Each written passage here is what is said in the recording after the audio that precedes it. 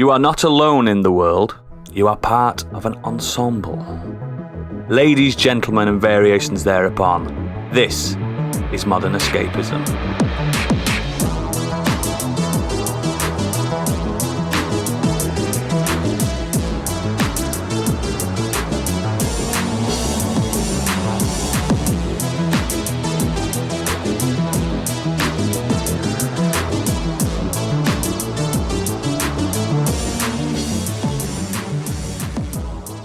Ladies, I've already said that.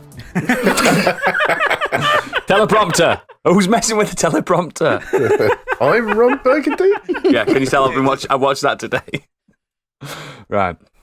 Hello and welcome to the show. Consider me the director of this show, and I am joined by my incredible team. The man that turned down the lead role in Ocean's 11. It's Biggie. Hello. In True Romance, she played a barfly. It's Candy. Hello. The stunt penis from Boogie Nights. It's Gadget. And the man who wrote and directed the 2016 ensemble masterpiece, Ghostbusters. It's Stig. Fuck you. Hello. Hello. Before we continue, it's everyone's favourite part of the show where we try to sell you shit. So take it away. Okay, yes, we have a Patreon, and if you would like more of what we do, then you can head to patreon.com/Modern Escapism. On there, you'll find our 3 tiers that we do. First up is Modern Escapees for £5 a month. That will get you an extended edition of this episode every week, as well as at least one monthly special and any other specials that we do. If you like Dungeons & Dragons player podcasts, we do one, and it's called Do Dragons Dream of Scorched Sheep. For £5 a month, you can sign up for the Scorched Sheep tier, and that will get you early access ad-free versions of the podcast, as well as any battle maps, artwork, original songs, character sheets that we put together for the show, and you'll be able to suggest NPCs and items for Gadget to use in the campaign. But if you're feeling flush, and why aren't you? It's £7.50, it's the Biggie bundle, and that gets you everything. Including hair clippings, which explains my hair. Yeah, in my opinion, it's one of the greatest values money can buy, really. Yeah. Every time someone signs up to the Biggie bundle, a new sprout of hair grows. That's always on my head. Well, let's just start as we mean to go on as usual. Let's just find out what we've all been doing during this week. I'm going to start. Oh, arrogant this week, is he? Mm-hmm. I'm the director. Not quite. Something big happened this week. I hope you're all sitting down, listeners. Oh my God, you finally had the come to Jesus moment. No. Oh. I got a PS5. Hey. Oh, so you did have a come to Jesus moment. Hey. Welcome to the club. Yeah. So, very similar to Stig's story, really. Just woke up and I saw it there. Bought it. after a year bitching and moaning about it. No, not just after a year, you were bitching and moaning about it in the week. Oh, God, yeah. Yes. I'll never get a PS5 because there's no stock of them anywhere. I was fuming. I know you've not played it yet, but I think it was definitely all the Death Loop chat. Even though you weren't that bothered about playing that from the start, it's the fact that we had it. Yes. You couldn't get it. Yes. As I have told you before on the show, FOMO is a deadly disease. And people... There's no cure for it either. There's no cure for it, apart from buying things. For just £3 a month. If you're experiencing FOMO, please call 1-800-FOMO. That's what the patron's for, to help us with our afflictions of FOMO. Because we've all got it. I mean, to be fair, you were like this with the Xbox S as well, because I remember I got the Series X, and it was about a week later you managed to get stock of an S. You couldn't cope with it. So just think how bad it's been. It's been a terrible year waiting for it. And I've got it here now, and it came in the world's biggest Amazon box I've ever seen. Oh, it's fucking huge. I don't understand it. I get why they're keeping it all nice and secure and stuff, but fucking hell, getting it out, absolute. Oh, it's such a hassle. The Xbox Series S, the unboxing on that is way smoother. It doesn't weigh anything for one. Yeah. And then the PS5 turns up. All right, dickhead. It's fucking pummeling through. It's not even an interesting unboxing. It's rubbish the way they packaged it. The Series X unboxing is that's a work of art, transcendent. Isn't it? It's lovely. We texted about it, didn't we, Gadget, when we both got our Xboxes? We were like, have you opened it yet? It's glorious. Yes, and then the PS5 came. It makes you feel special, doesn't it, the Xbox one? Even just the fact that it's got like black plastic wrapping around the Xbox itself, whereas the PlayStation, it's in a white bag. Shove it in every other bit of electronics. Yeah, a shitty white bag. No, Xbox. The Series X is one. like wrapped beautifully. The S is wrapped beautifully. It's such a minute package. It says like "Dare to Dream" or some kind of fucking arty-farty quote from Microsoft. But it's nice, and then the PS5, it just comes. It's like you've bought a really big pair of shoes. You just open it up, and there it is, and you're just like, I even thought I was going to be able to put the wings on myself. No, they've done that for me. It's just there it is. I've got a quote here, Oodles. Go on. A tweet from the 16th of June, 2021. Oh. I'd love a PlayStation 5. Is a tweet I'll probably be saying in 2 years' time. That aged badly, didn't it? When I saw that, I screenshot that. I was like, I'm going to keep that receipt. Do you know that you're a bastard? I just know you, mate. I know you do. You've known me too long. I'm afflicted with FOMO. But yeah, I'll tell you what the PS5 does better than the Xbox, in my opinion. It feels next gen. Yeah, it does, yeah. Like it definitely feels more special. You turn the Xbox on, it's like, oh, it's like my Xbox One. Yeah. It's like that, but quick. And that comes on, it's all 4K. The load-up screen's 4K and everything. It's like, whoa, here we go. It's mine. I don't know about anyone else's. Mine's deadly quiet. Yep. Yeah. Can I quickly jump in before you get into what you've been up to? Is that I also bought an Xbox One X. Yeah, you did this week. Yeah. So I went the other way. I already had a PS5 and I got the One X. But now between us, we've all got everything. X, sorry, the Series X, not a One X. Jesus, the stupid naming. Oh, don't get me started on that. I mean, again, Sony won that battle. Let's just call it 5. Yeah. It's easier, isn't it? So it's easy to remember. I mean, that's the only reason they did it, because like they did 360 because they didn't want Xbox 2, and then where'd you go from that? You can't have an Xbox 720. No, yeah, do you know what I mean? But like, I agree. Like, I think the controller, like, even though I quite like the layout of an Xbox controller, I think the PlayStation 5 one feels nicer. I absolutely agree. I think the Xbox One feels a little bit cheap, but that's mainly as well because I've got an Elite 2 that I play on my PC. Yeah. And I think the dashboard is nicer on the PlayStation. You're right that the Xbox, I think that dashboard is very similar to what I was getting when I had a 360 towards the end of its. Yeah, because they changed that up, didn't they? Yeah, towards the end of its run, it was very similar to that. Tile based, weren't it? Yeah, it's just a bit dull. Like I was trying to figure out, it's fine, it's perfectly functional, and stuff like that doesn't really bother me. Like some people get well bent out of shape about how a dashboard looks. No, but that's a part of reviewing a console, though, isn't it? You've got that's everything about it. But I just the UI on the PlayStation is better in my opinion. But I mean, the Xbox is. I've already downloaded shitloads of games from. I've always had a PlayStation pretty much, and I find the UI on the PS5 a little bit harder to remember where everything is, even now.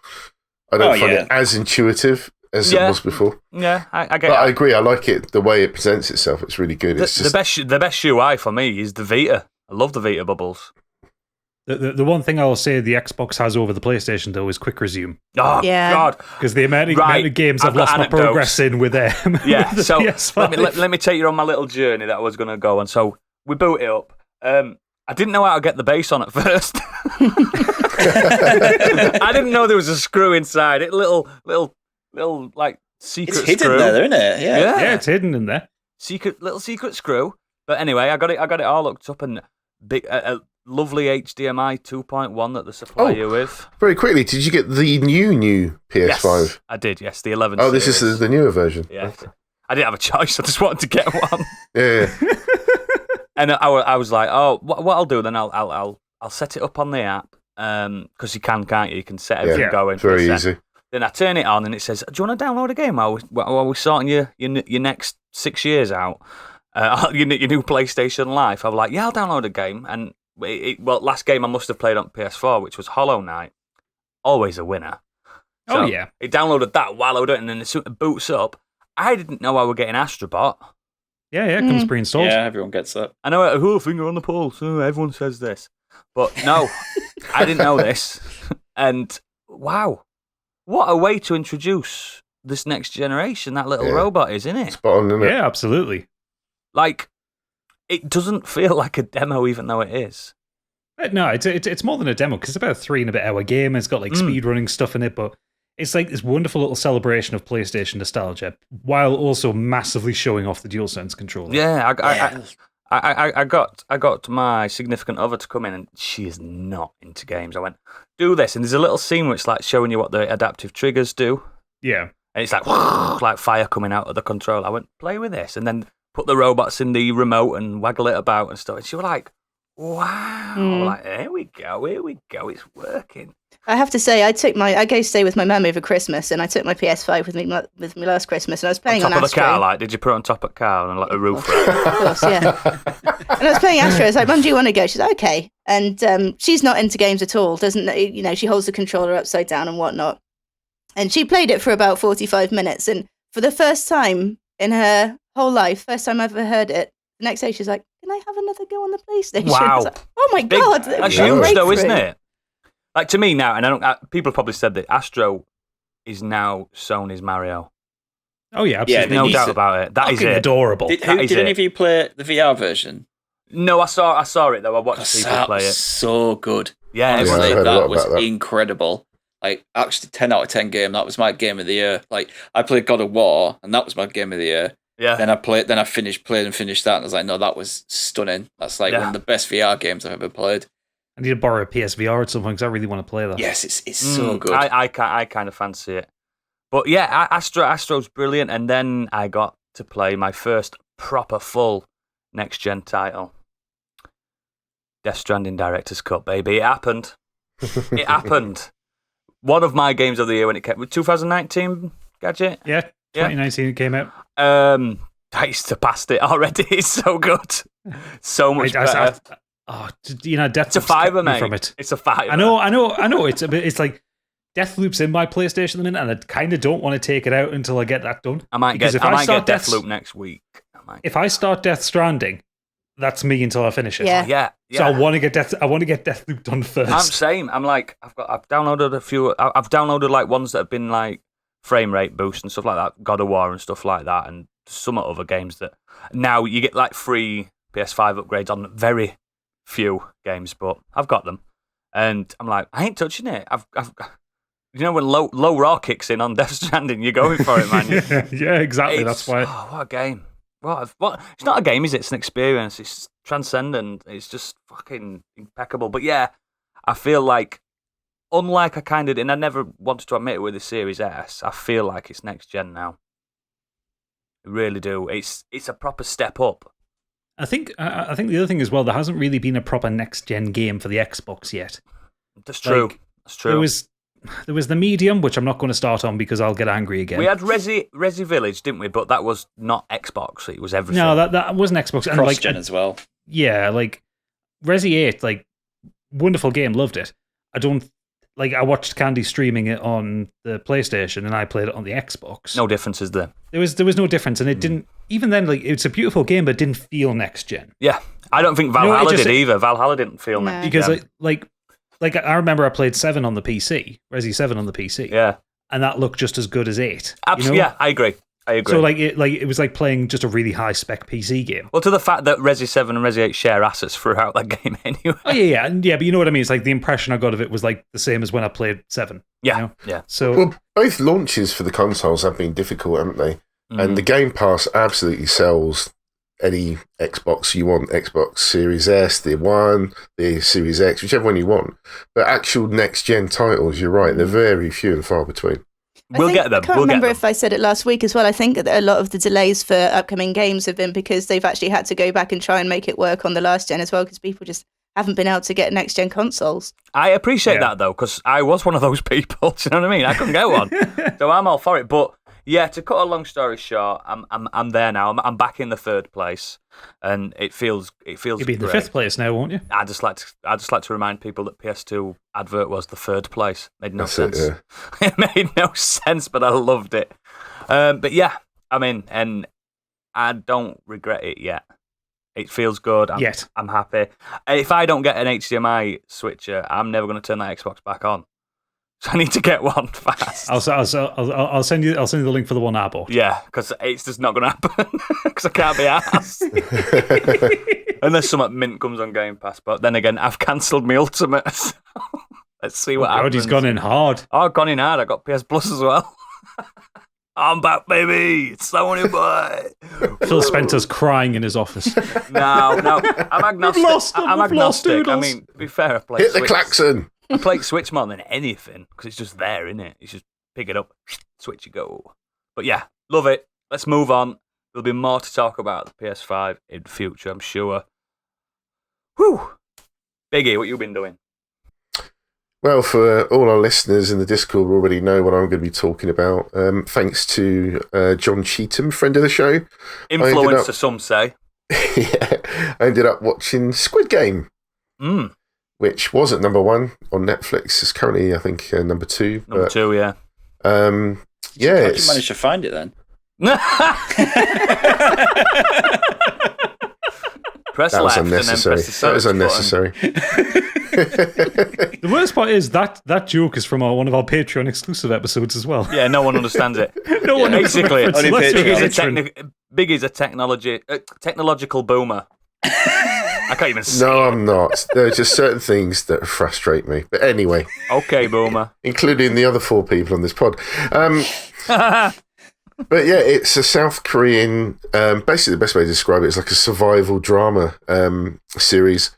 Forgive me if I get any of these names wrong. It's written and directed by Hwang Dong-hyuk. The 9-episode series stars Lee Jung-jae, Park Hae-soo, and Wee Ha-jun, if anyone are fans of those actors. But basically, it just tells the story of a group of people, which in this particular incident is 456 of them, who risk their lives in a mysterious survival game with a massive prize of 45.6 billion won, which is Korean money, prize. And it follows the main protagonist, Jiun, who is a divorced father of a little girl. He's crippled with gambling debts, has a part-time job as a chauffeur, and has also been looked after by his elderly mother, who not only is she struggling with her own health conditions, but basically works full-time. And it's quite embarrassing when you first meet him. You think this guy's pretty much at his lowest. He ends up agreeing to take part in a mysterious game when he loses his latest bout of debt gambling. He has a guy that he owes money to, beats him up. He's pretty much had it with life, basically. And then there's this one little glimmer of hope is to go on this game show, basically. Moving along with this as well, there's a cop who's investigating his missing brother, and he infiltrates the base where the game's being held and tries to uncover what it's all about, what's going on, and then ends up sort of discovering more sinister secrets about the place. It's a really good show. It's only 9 episodes. It explores sort of the themes, as already mentioned, debt, but it's got friendship, betrayal, and ultimately desperation as well. It really shows you how far people go to either try to get to the end game, shall we say, the means to get there. And it's a great, really well acted. I don't recognise many of the actors. I'm quite new to Korean cinema, so I don't recognise a lot of them. But what they've shown in this series has got me sort of gunning for more, basically. Really enjoyed this. I've been hooked over the last couple of days to get this finished. And it's so good. It's gory. It's heartbreaking at times. There's drama. The tension. I'm only going to mention 2 things. The episode with marbles and the bridge is all you need to know. That doesn't ruin anything for anybody. But when you get to that, wow. Just, yeah, brilliantly directed, brilliantly acted. The tension is just incredible. And if a lot of other Korean TV or movies are like this, I mean, obviously everyone knows about Parasite, but it makes me want to sort of dig further into this.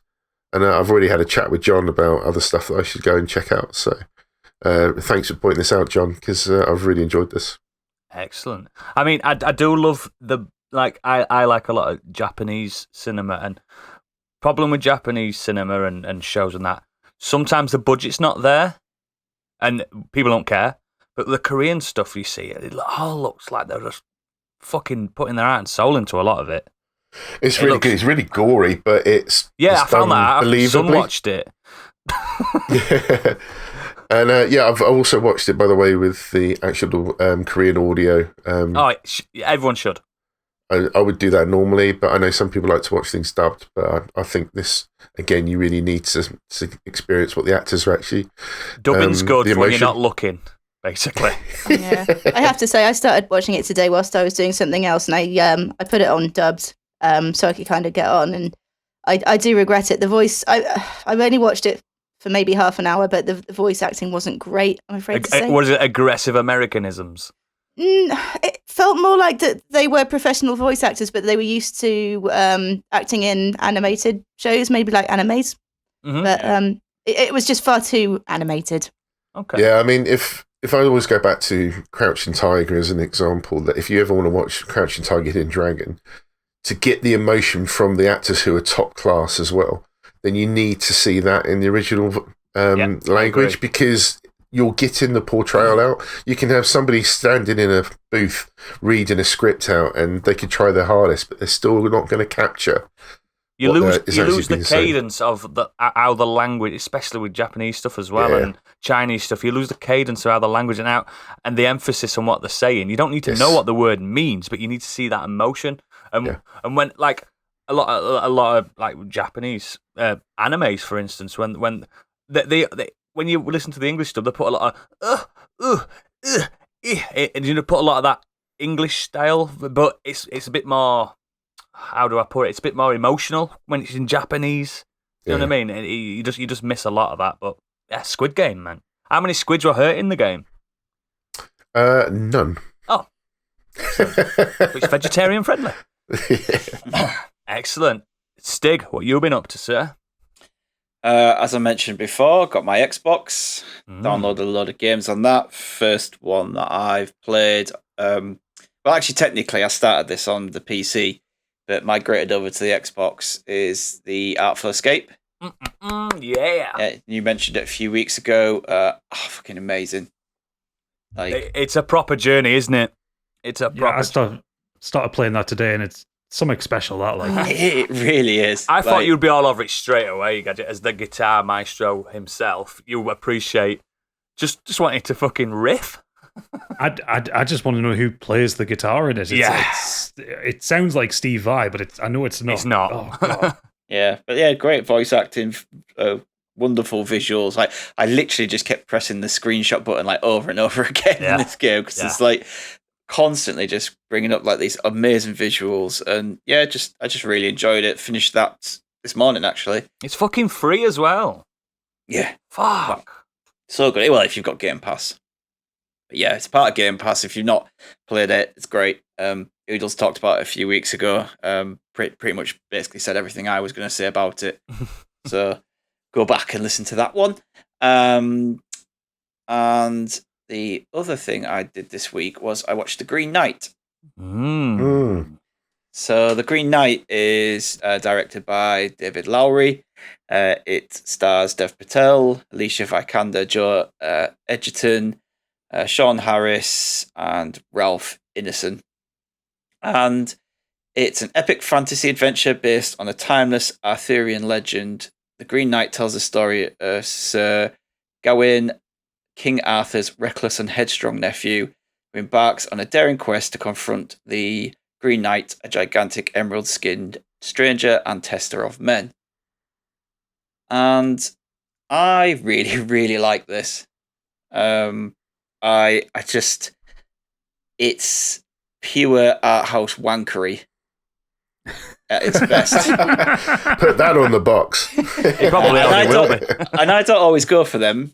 There's you know what you get really with A24 films. With a lot of them, there's a lot of hit and miss for me with that studio. But I just really, really love this. I just was so enthralled throughout. I think the trailer completely missells it. Mm-hmm.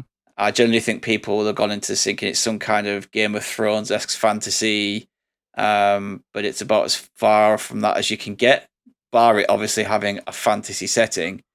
It's just, it isn't that kind of film at all. I can completely see why this has had mixed reactions. It seems to have had more positive, but I know for a fact, I mean, even Oodles said that he found it really boring. I've seen other people said they thought it was boring and nothing happened and it was just tedious and pretentious. I think it's fucking gorgeous. Oh, I mean, it is absolutely stunning. It's stunning. Yeah, like it's some of the best cinematography you'll see this year. It was just so good. I like the settings, the costumes, everything in between looks amazing.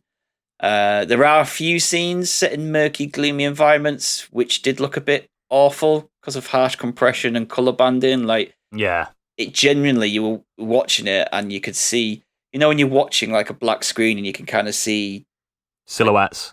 Yeah, grey shadows above it. Like they look like grey clouds around me. It just, you could tell that it was they obviously were struggling with the lighting in there, and I'm not really sure why they put it out like that, considering the rest of it looks fucking incredible. But yeah, other than that, that's the only quibble I had with the way it looks. Everything else just looked amazing. So it's not so much an adventure film, really, more of like a dream journey. So Dev Patel, he plays Gawain. Gawain, yeah. They pronounce it like various characters. They pronounce it 4 different ways. Differently, yeah. Every single person who meets it pronounces it differently. I think it's Celtic or Welsh name, because some of them say it with that Welsh accent when they say it, don't they? So yeah, I'm gonna say Gawain. That's how Gawain, it looks to me. Yeah. So he's a Questing hero. Encounters on his journey. Encounters giants, seductions, foes, a mythic fox, and he kind of engaging in these trials with a blinkered sense of wonder and melancholy. I kind of found his character quite endearing in a way at times, that he wasn't this just super brave knight going out there I'm going to go do this mission because I'm this brave knight. Like he actually had a bit of... Well, he were pissed at the beginning, weren't he? Yeah, he was sloppy. He's easily led. He's easily seduced, and he's not as... Like, I think when you see the trailer, you kind of think that it's going to be this... The trailer's a bit like... It's a bit like Hercules kind of thing. It's a bit like... that kind of adventure. One man against the gods. Yeah, and he's not. And he's kind of like this perfect knight who could do all Dev of this. Patel, he looks incredible. He's been in gym, that lad. Yeah. He looks incredible. I was like that. Whoa, Dev, calm down. Woo. Yeah, but I mean, when you're watching it, it's like... So I read this really great thing, which I thought sounded right, and Dom Tutti says, we're watching a righteous man on his legendary mission, a fool and a coward beleaguered by his own hubris, a dashing but clumsy novice who can hardly handle his own weapon. And the answer to all is yes to all of the above. Like, it isn't... Like I said before, he's not just this set character of, like, this man on a mission. Like, he has all these faults and everything about him, and you see that throughout the film. Sounds like Cowboy, actually. It's not that bad. No. He got blood on his weapon. Oh. Yeah, it does. It does a really good job of preserving the weirdness of the original poem while updating the themes and concerns of the characters to a bit more relatable and modern audience. It's hallucinogenic, spellbinding, Shakespearean. It is. As I said, it's proper art house wankery, and exactly what you'd expect out of a medieval A24 and David Lowery film. But yeah, I really enjoyed it. I was captivated by it. I thought it looked amazing. I really loved like the last 20 minutes of it. The ending, I was like, where's this going? And then when it goes to where it does go, I was like, okay, yeah, like I was a bit worried about what it was doing, but when it kind of comes to the forefront, I thought, actually, no, that was brilliant. So, that makes sense. I've seen a few reviews saying, I don't understand what was happening. Like, it's pretty clear what's happening. It's not a confusing film. Yeah. It's straightforward. And how I saw it was like, it reminded me, I don't know if you played the game, it reminded me of a Team Eco game, like Eco and Shadow of the Colossus. It's more spectacle of a substance, if you get what I mean. and like you say, art house wankery. And even though I said it was dull, I watched it all, so it weren't bad. It's hard to describe it because I didn't dislike. I just think it were overindulgent. But they are. Stiggy's hit the nail on the head then, because when he described the movie just before he went into it, the trailer, how it was sold to me, was exactly what he said I thought it was going to be.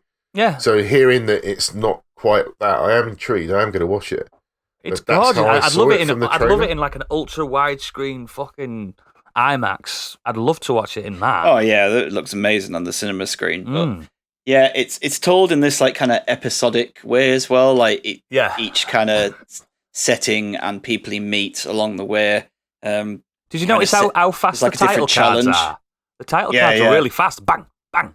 Chapter 1. Yeah, yeah. It kind of does this thing where it's just like it brings up a title card and it says ... and then later on it says and ... something and ... and it kind of puts these new titles. It's rapid, isn't it? Yeah, like every 20 minutes. And it's in an horrible font that I couldn't read really well. Yeah, I couldn't catch some of them, to be honest. It's done on this old ye old medieval-y type font. But no, I thought it was really great. I think it's going to win awards for costume massively. It'd be up there for costume and cinematography and things like that, and maybe even acting for Dev Patel. Yeah, he's best thing in it. If you like Dev Patel, it's worth sticking it out for him because it looks great. Repeated viewing sort of help people get their head around it a bit. I might watch it again. Appreciate it more. Potentially. I don't know if I'd watch it again anytime soon, but I'm like that with most films. Mate, I watched Justice League 5 times. Yes, we know. But that's just punishment. But I'm just, there's some films that I absolutely love that I just, it'll be a long time before I watch them again. I won't even bother watching again. Yeah. Yeah. No, I loved it. I thought it was really good. I tell you what it did do for me, though. It made me salivate more over June. I'm like, oh, June's coming. Oh, big epic. Oh, it's coming. That's what. When's that out? Soon. Like 4 weeks End or of something. October. It's been getting really good reviews as well. Oh. So I was like, okay, strap in. I didn't help myself watching it on my monitor, to be fair. No. It didn't help anything. No, at least I kind of got a nice TV to watch it on, which helps. Yeah. I couldn't watch it on TV because my son was downstairs watching Squid Game. But yes, Green Knight. Watch it. I'd like to hear some of our listeners' responses on that because it is a proper... There's been some... I mean, critically, they seem to love it. The actual filmies, they seem to like it, but it's more the normies like me. Yeah. No, even like one of the film critics who I tend to disagree with and who is really, really harsh with his reviews has given it a 4.5 out of 5 and a really glowing review. And he's notoriously, when I've seen some of his reviews, he's really hard to please. Yeah, I think the marketing is absolutely the killer on this one. Why people are more like, this is not what I signed up for. Oh yeah, definitely. I think people will watch that the trailer and watch this and think, That's me basically. Like I saw it pop up on Prime, I went, Green Knight, oh Green, and do you know what I mean? I didn't even think it was that. I'm like, oh shit, because it's on Amazon Prime, by the way, everybody. So everyone's got that surely. But yeah, check it out, and we'll move on to Candy. Well, what I want to talk about, I don't want to talk about in depth yet because I haven't finished. But I've been really, really enjoying Ted Lasso. The last 3 episodes in particular. The last episode was brilliant. Yeah, so I thought it started a little bit weaker than the first season, but yeah, the last episode in particular, it was just absolutely stunning. I was laughing and I was crying, and I also did those kind of snotty laugh cries. Yeah. Because of that episode, I basically just fell in love with Ted Lasso and Jason Sudeikis. I'm not spoiler alert, but he's so vulnerable at the moment, isn't he? Yeah. I just wanted to reach through the screen and just give him a big squeeze. Yeah, and I'm telling you now, Roy Kent is not human. He talks like, I'm going to fuck you. That's not a human.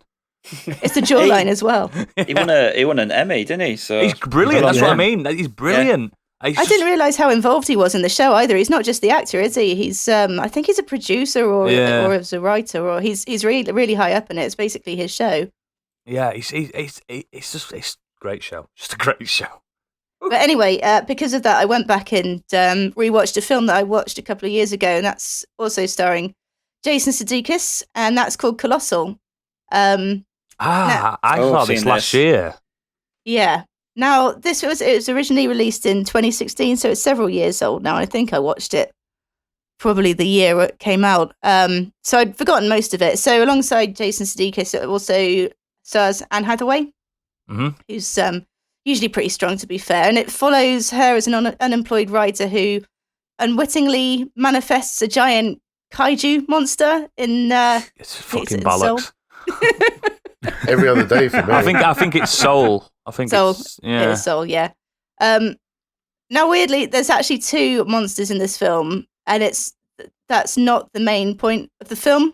The kaiju isn't in general. Yeah, it's more a film about addiction and toxic relationships, and kind of the consequences of your actions played out by the monsters. So Anne Hathaway, as I said, she's an alcoholic writer who moves back home after basically hitting rock bottom. So she tries to deal with her demons and ends up working at a bar owned by an old school friend played by Jason Sudeikis. Sorry, did you say she's an alcoholic then working in a bar? Oh, yes. Oh, yeah. Yeah. Here stems the problem, you see. And it's a really cheap bar where you can get cheap booze. And you get the impression she's probably not paying for it either. So No. after an all night of drinking at the bar, she goes home, crashes, and wakes up sometime in the afternoon to discover that this giant monster has appeared in Seoul. Yeah, which is the other side of the world to them, isn't it? Yeah, just kind of chilling. And now, because of reasons, she comes to realize that she's in control of this monster. So she raises her hand, the monster raises her hand, she goes on a stomp, the monster goes on a stomp. So after confiding in her school friend and the bar owner, the pair of them go to investigate, and it transpires that he can also control this big robot. Now, kind of because of this, and also because he's an incredibly unstable character, his behavior becomes more and more erratic, and being in control of that robot, essentially being able to destroy a city, he uses that to control Anne Hathaway's character after becoming jealous. So it's a bit of it is a strange... It sounds a laugh a minute, doesn't it? It sounds bleak as fuck. This is another film where the trailer misled people. Yes. Because it looked like it was a bit of a comedy. We've also got another topic. Yeah. Ooh. Like, she controls a kaiju. And then, like, you watch it and you're like, well, this isn't what I expected at all. It seems to me when I watched it, Candy, I don't know if you got that, it seems to be that's just an amalgamation of what's happening in real life. Yeah, For absolutely. a while, watching that film, I thought it weren't really happening. Yeah, You know it's what I kind mean? of an embodiment of the battle with her demons and his demons as well, and kind of coming to a head in a big battle. But yeah, I mean, it's kind of fun. I wouldn't say it's a comedy per se, although it, like you said, it was almost advertised as such. But it's all right. I quite enjoyed it. She's got a kaiju. He's got a robot. Let's see what happens. It's not that fun. It's not. It's that. I mean, like they look good. The scenes when they're like destroying Soul and stuff like that. And there's a little bit of comedy there and that, but some dark undertones as well that really put me off a little bit. Well, he flat out punches her in the face at one point. Yeah, Not the robot. Fucking hell. Him. Yeah, I didn't like to see that. I never do. But it's just, I don't know. What makes the main thing with Jason Sudeikis and Anne Hathaway, massive superstars, when they read that script, did they go, this is a good idea? Well, I was reading about it, and I think she was looking for something like that in particular that was a little bit offbeat and something that wasn't a blockbuster, because I think it came out after she was in Batman or Les Miserables as well. Yeah. So she wanted something that wasn't quite such a big film, I think, and She's good in it. She's really good in it. They're both good in it. It's just a strange film. Yeah, your description doesn't help even. I don't think I could describe it any better. It's just such a fucking weird film. It's like the monsters are an afterthought. The monsters aren't anything. They could almost not be there. Yeah. Forget so the if you're watching they're it, just there.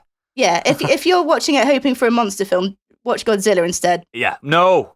No, do. Watch Shin Godzilla. At least you get monsters. Watch Shin Godzilla instead. Fuck. Is that everything you've got there, Canny? Yep, afraid so. Excellent. Right then, Gadget, you've been doing. Well, it's been a bit of a quiet week because I started my new job this week. So as a result, I've been fucking knackered. So I haven't done much. I'll admit. However, things I have done. Pip and I are just kind of starting to casually binge through US MasterChef. Oh, I love that show. Because I don't like the UK MasterChef because I can't stand Greg Wallace. You have to watch Australian MasterChef is where it's at. Yeah, everyone says Australian one's better, and I've not touched it yet. The Australian MasterChef is incredible. Is it? Well, we've been watching season 3 of the American one because Pip saw some clips online, and there's a blind girl in it. Lovely. And she's really fucking good. Oh, yes. And you know how She needs American to be, reality... really. Well, yeah. Jesus, Piggy. No, but she does. I mean, like, if you're going to go on MasterChef, you don't have a shit chef on there, do you? You meant that in such a more wholesome way than I thought. Oh, Jesus. And you know in the traditional way that US reality kind of competition shows go, someone is the heel. They have to be cast as the bad guy. And they play that. In this one, it's a lad called Ryan who is an unemployed trust fund kid from the Upper East Side in New York, and he's a massive bellend. He's probably an actor then. Ryan. Yeah, he's probably an actor. Yeah. They always are, these baddies in these shows. Either way, he's a cunt, and I'm quite happy to see him do badly because he's not as good as he says he is. Aside from that, what else? Played a little bit of Deathloop this week. I've managed to make a bit of progress in that. Very happy with how that one's going. I did a silly thing. Uh-oh. It's not good for my Is finances. it confession time? It's confession time for us all. Yeah, we've all. I spent 455 quid. I'm not going to like sugarcoat the fact that I spent £500 on new recording gear this week. But that's not the stupid thing. No, I bought a Magic the Gathering set. Oh, what? Magic the Gathering set. Explain to non-nerds. I would, but you're a massive geek. Yeah, I know exactly what it is. Magic the Gathering is a collectible card battling game. It's kind of like the thing that Hearthstone ripped off. It's better than Pokemon cards. It's better than Pokemon cards. It's also highly addictive. Yes. And made by Wizards of the Coast who make D&D and have they share the same artists. And I accidentally bought, well, I didn't accidentally buy, I deliberately bought the Adventures in the Forgotten Realms set because I thought, oh, this is really pretty and they're lovely cards in D&D. And then I fucking started playing it, didn't I? Uh-oh, he's gonna start going to the meetups. Sorry, guys, can't record. Off to play cards. Yeah, and my friend, helpful as he is, sent me the starter kit, which has a couple of like pre-made decks in as well. Oh, yeah. And then I downloaded the app on my phone, and oh fuck's sake, no! And he's got some binders to put them all in. No, we've lost it. Oh, honestly, it's unreal. The thing is, I'm having a lot of fun playing it on my phone. I used to play it when I was a teenager. I used to fucking love that shit, man. It was one of the weirdest things I saw at EGX because.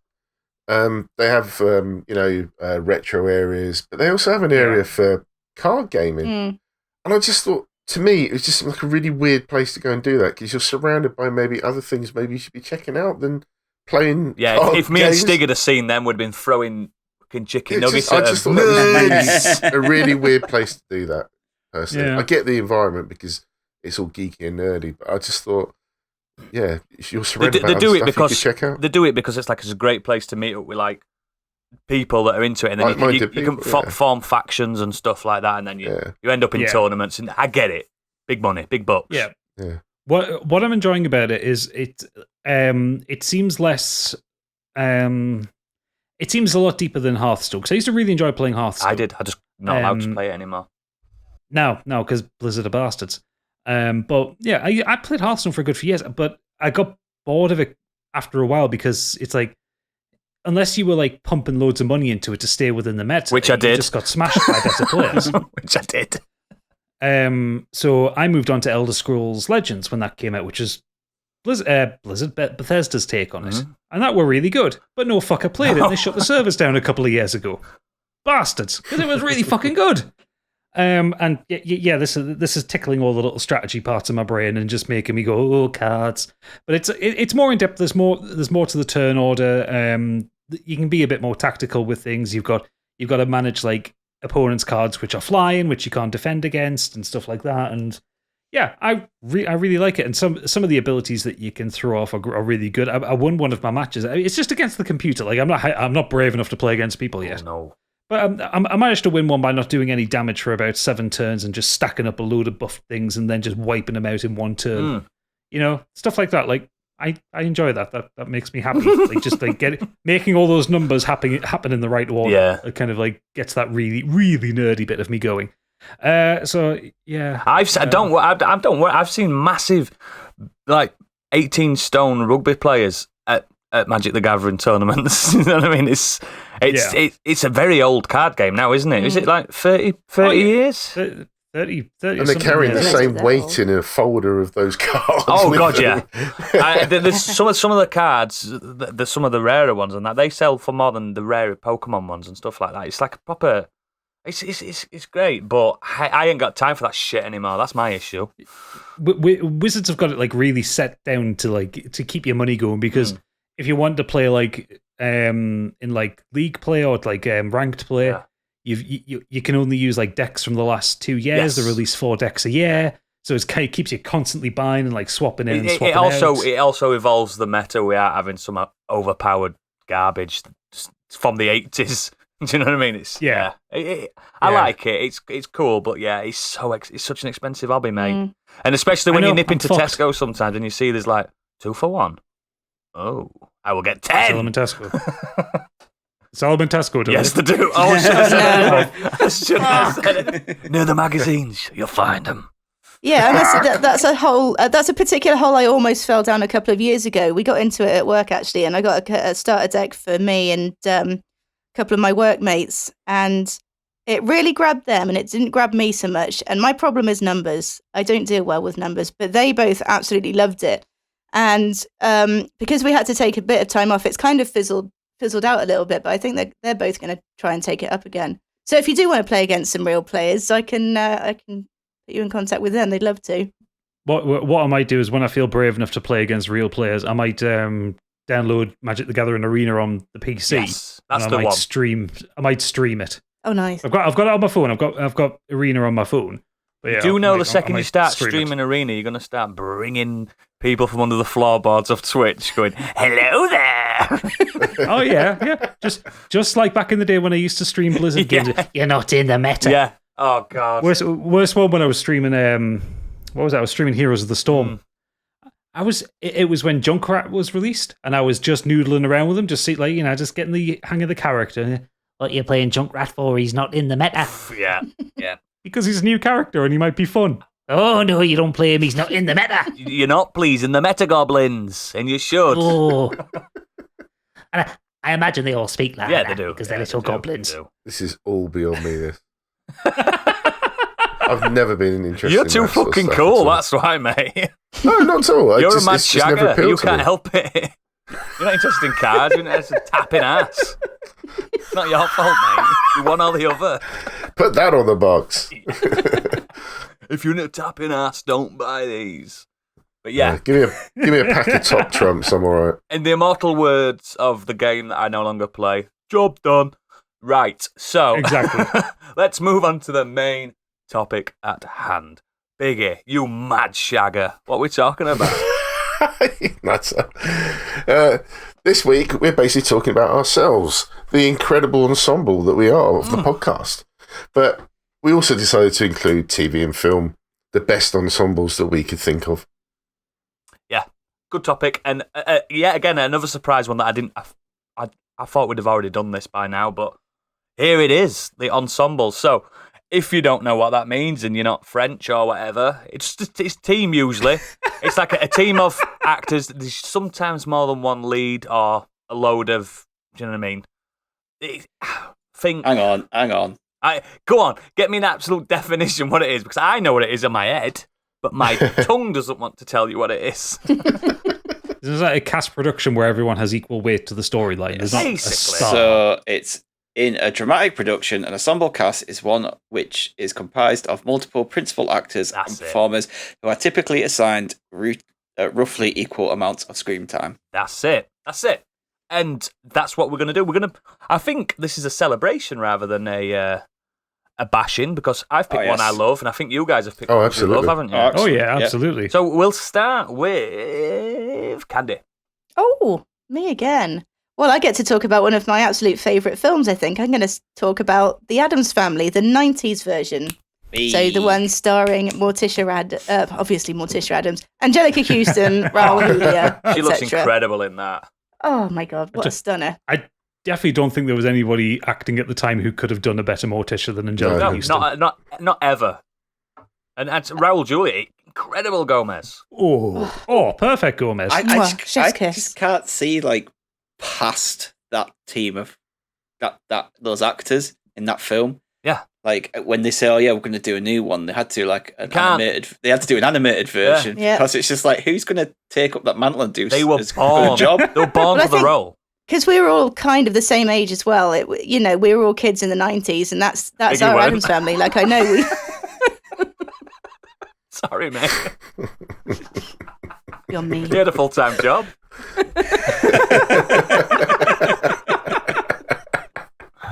Uncle Fester over there. Moving on. Oh my word! Savage. I'm going to send the hand over to you and throttle you. I'm into that. Do it. Round the throat, mate, not the other thing. Anyway, as I was saying. You can have a finger up the bum as well. Oh, God. Iron Brew just go out my nose. Oh, God. I ain't doing it now. Someone else can talk. No more fingers at the bum when I'm trying to speak. Oh, it only took 55 minutes for us to go off the rails. Candy, you may continue.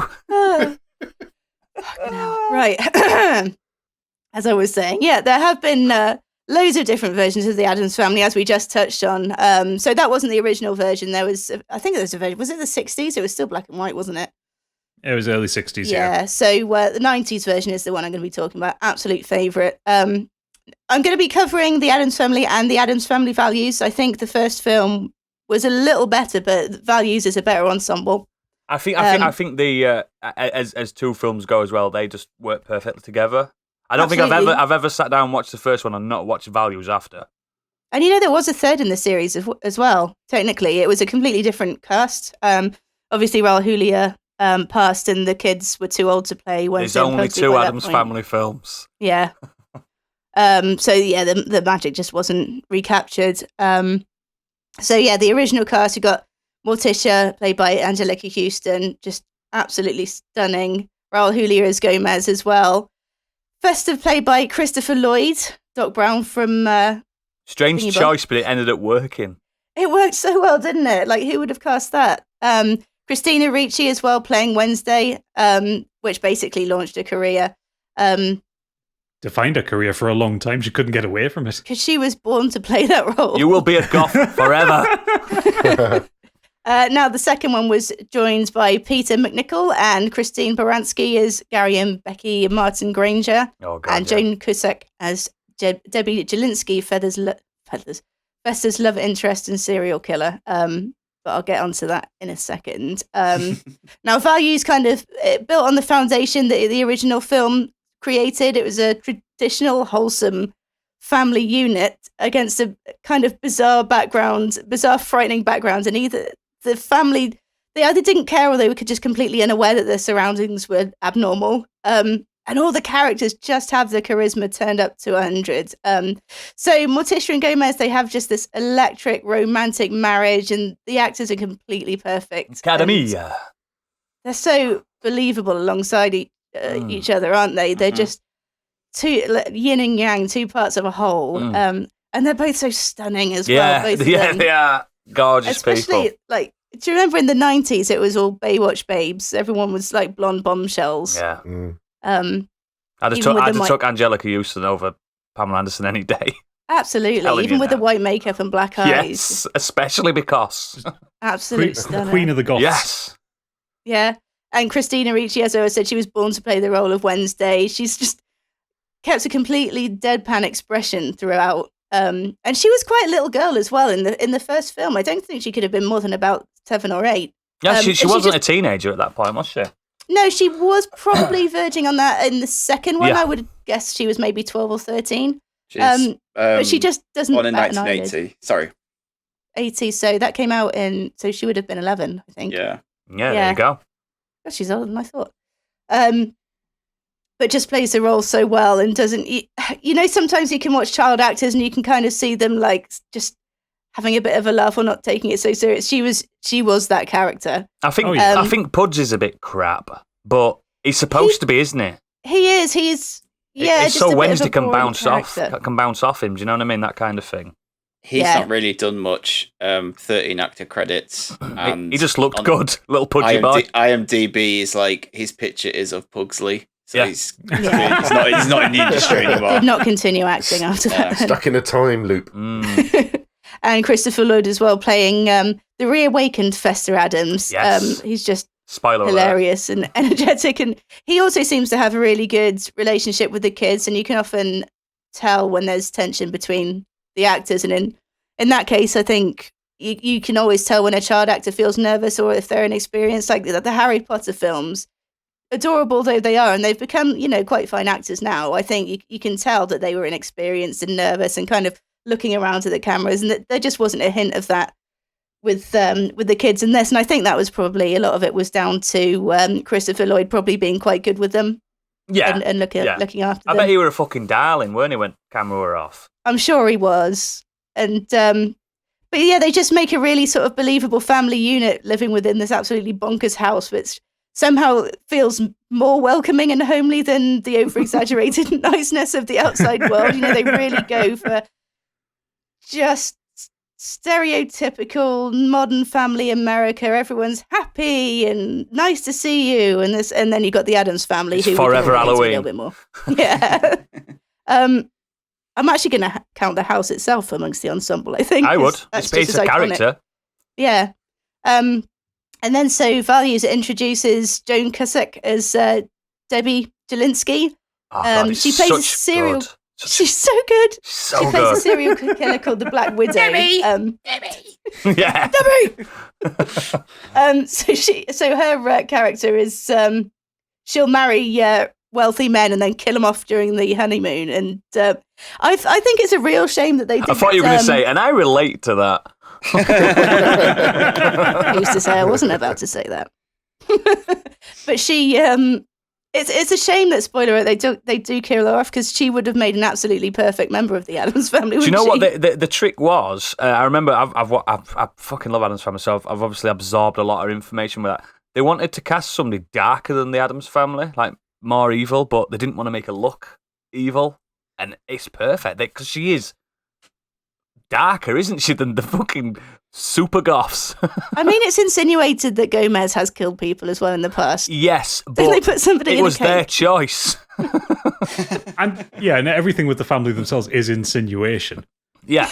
I love the kind of the turnabout always with Values. It's Morticia and Gomez have another child. Oh God, yeah. And, Hubert. Yes, and by the Addams Family standards, the child ain't right. No, because he's got blonde, curly hair. Yeah, I love that scene where like Gomez is going towards the nursery and there's Morticia sat with the baby, and the room is brightly lit and it's all white and lovely, and he just goes, "Oh my God, it's worse than I thought." Yeah, the baby's got a blonde hair, hasn't he? Yeah. And like, I always talk about that baby bit as well. It's like it's so stupid because it's like ridiculous when he shoots in the air and he goes to the plane window. He just goes, and then just like drops down again. He does that little baby giggle and just drops down. But when he goes back to normal, he's got a little mustache. He looks like a spitting image of Gomez.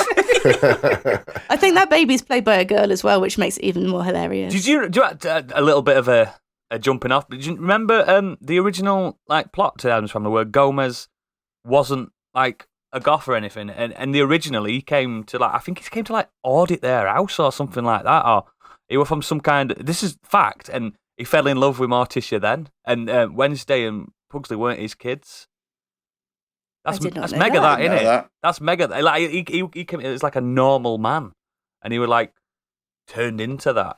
Basically, that's So on that's- the original. Maybe the series rather than the original. I was going to say film. that sounds like the 60s TV series. Yeah, that. I think it was. Well, they almost kind of touch on that with the. Do you remember in the Addams Family Values and Wednesday makes a boyfriend, Yes. and he's kind of like just accepted by the family and becomes one of them. Yeah. So maybe that was a nod to that then. Yeah, it's such a strange thing that I've always remembered. Like Gomez weren't part of the family, and they weren't the Addams family because he's got the name Addams, obviously, because it's a weird surname to have when they all look like that, and you see all the relatives; they're all fucking insane. It would have to be like Von Finkelstein or something, wouldn't it? Do you know one person we haven't touched on as well is Carol Strukiken? As Lurch, Like, could you not have found a more perfect actor? Because he looked like the original one, didn't he? Because he's just he's massive. Yeah. And he's just got that frame and that look and that build to Gaunt. play. Yeah, I'm he's just sure. the I'm perfect, sure he like, played person to Russian play. basketball. I'm sure he did. He played. Have you seen? I remember watching Gerald's Game, The Moonlight Man. Yeah, fucking scary and weird in that. Yeah, proper. Yeah, he's really good in that. Like, just Lurch doesn't really have a lot to do, but I just think that, like, again, he's part of like perfect casting. He's got the presence though, hasn't he? He's the presence. Yeah, it's like a background character. Yeah. He's there, and Yeah. just And people Well, call and tall people Lurch now. Yeah, that's true. And then we got Peter McNichol and Christine Baranski as Gary and Becky Martin Oh, Granger. God. So Oh, they're that whole sequence so in the good. summer camp is fucking hysterical. so over the top happy. They're a husband and wife team, and I actually remember leaders like that. Do you remember having to go to the dreaded like summer play scheme? No. Yeah, Oh, I used to enjoy him. I had scout leaders like them. Yeah. yeah. I had priests like them. So we all know the type then, just completely over the top, happy all the time. They must have all been on drugs, surely. Either that or that when they went home completely crashed. Well, back in them days, they miserable used to give speed bastards. to housewives, so you never know. They might have been on speed. Just reminded me like the song they do, the Happy Turkey Day song. Yeah. Yeah. Pugsy just walk up, he's like, "Eat me!"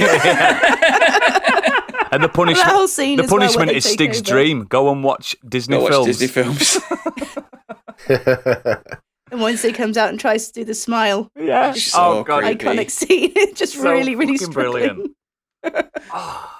But yeah, no, they're both brilliant as well, and just both films are so funny, and it's all because of the cast and how well they're acting and how they all kind of bounce off each other, and the tongue-in-cheek humor and the one-liners are all they're just like perfectly delivered. I absolutely love it. Like I said, it's one of my favorite films, I think. And I never really list it either. When somebody asks me, what your favorite films, I never think to put Addams Family, but it's definitely up there. Yeah, It's like a proper like sorry. retro like feel good film for me. yeah. Which I is always a forget weird about thing to say about Ghostbusters. such a dark family, but yeah, When it's people say, "What's your favourite film?" and I'm like, "Oh, I forgot about Ghostbusters." So similar to you with yeah. Addams Family. Well, like you said, it's a dark family, but they're so wholesome too. They're such a Oh, yeah. strong family unit. Yeah, it's just one of those films that if it's on, it's like, okay, I'm sitting down and watching this now. Absolutely.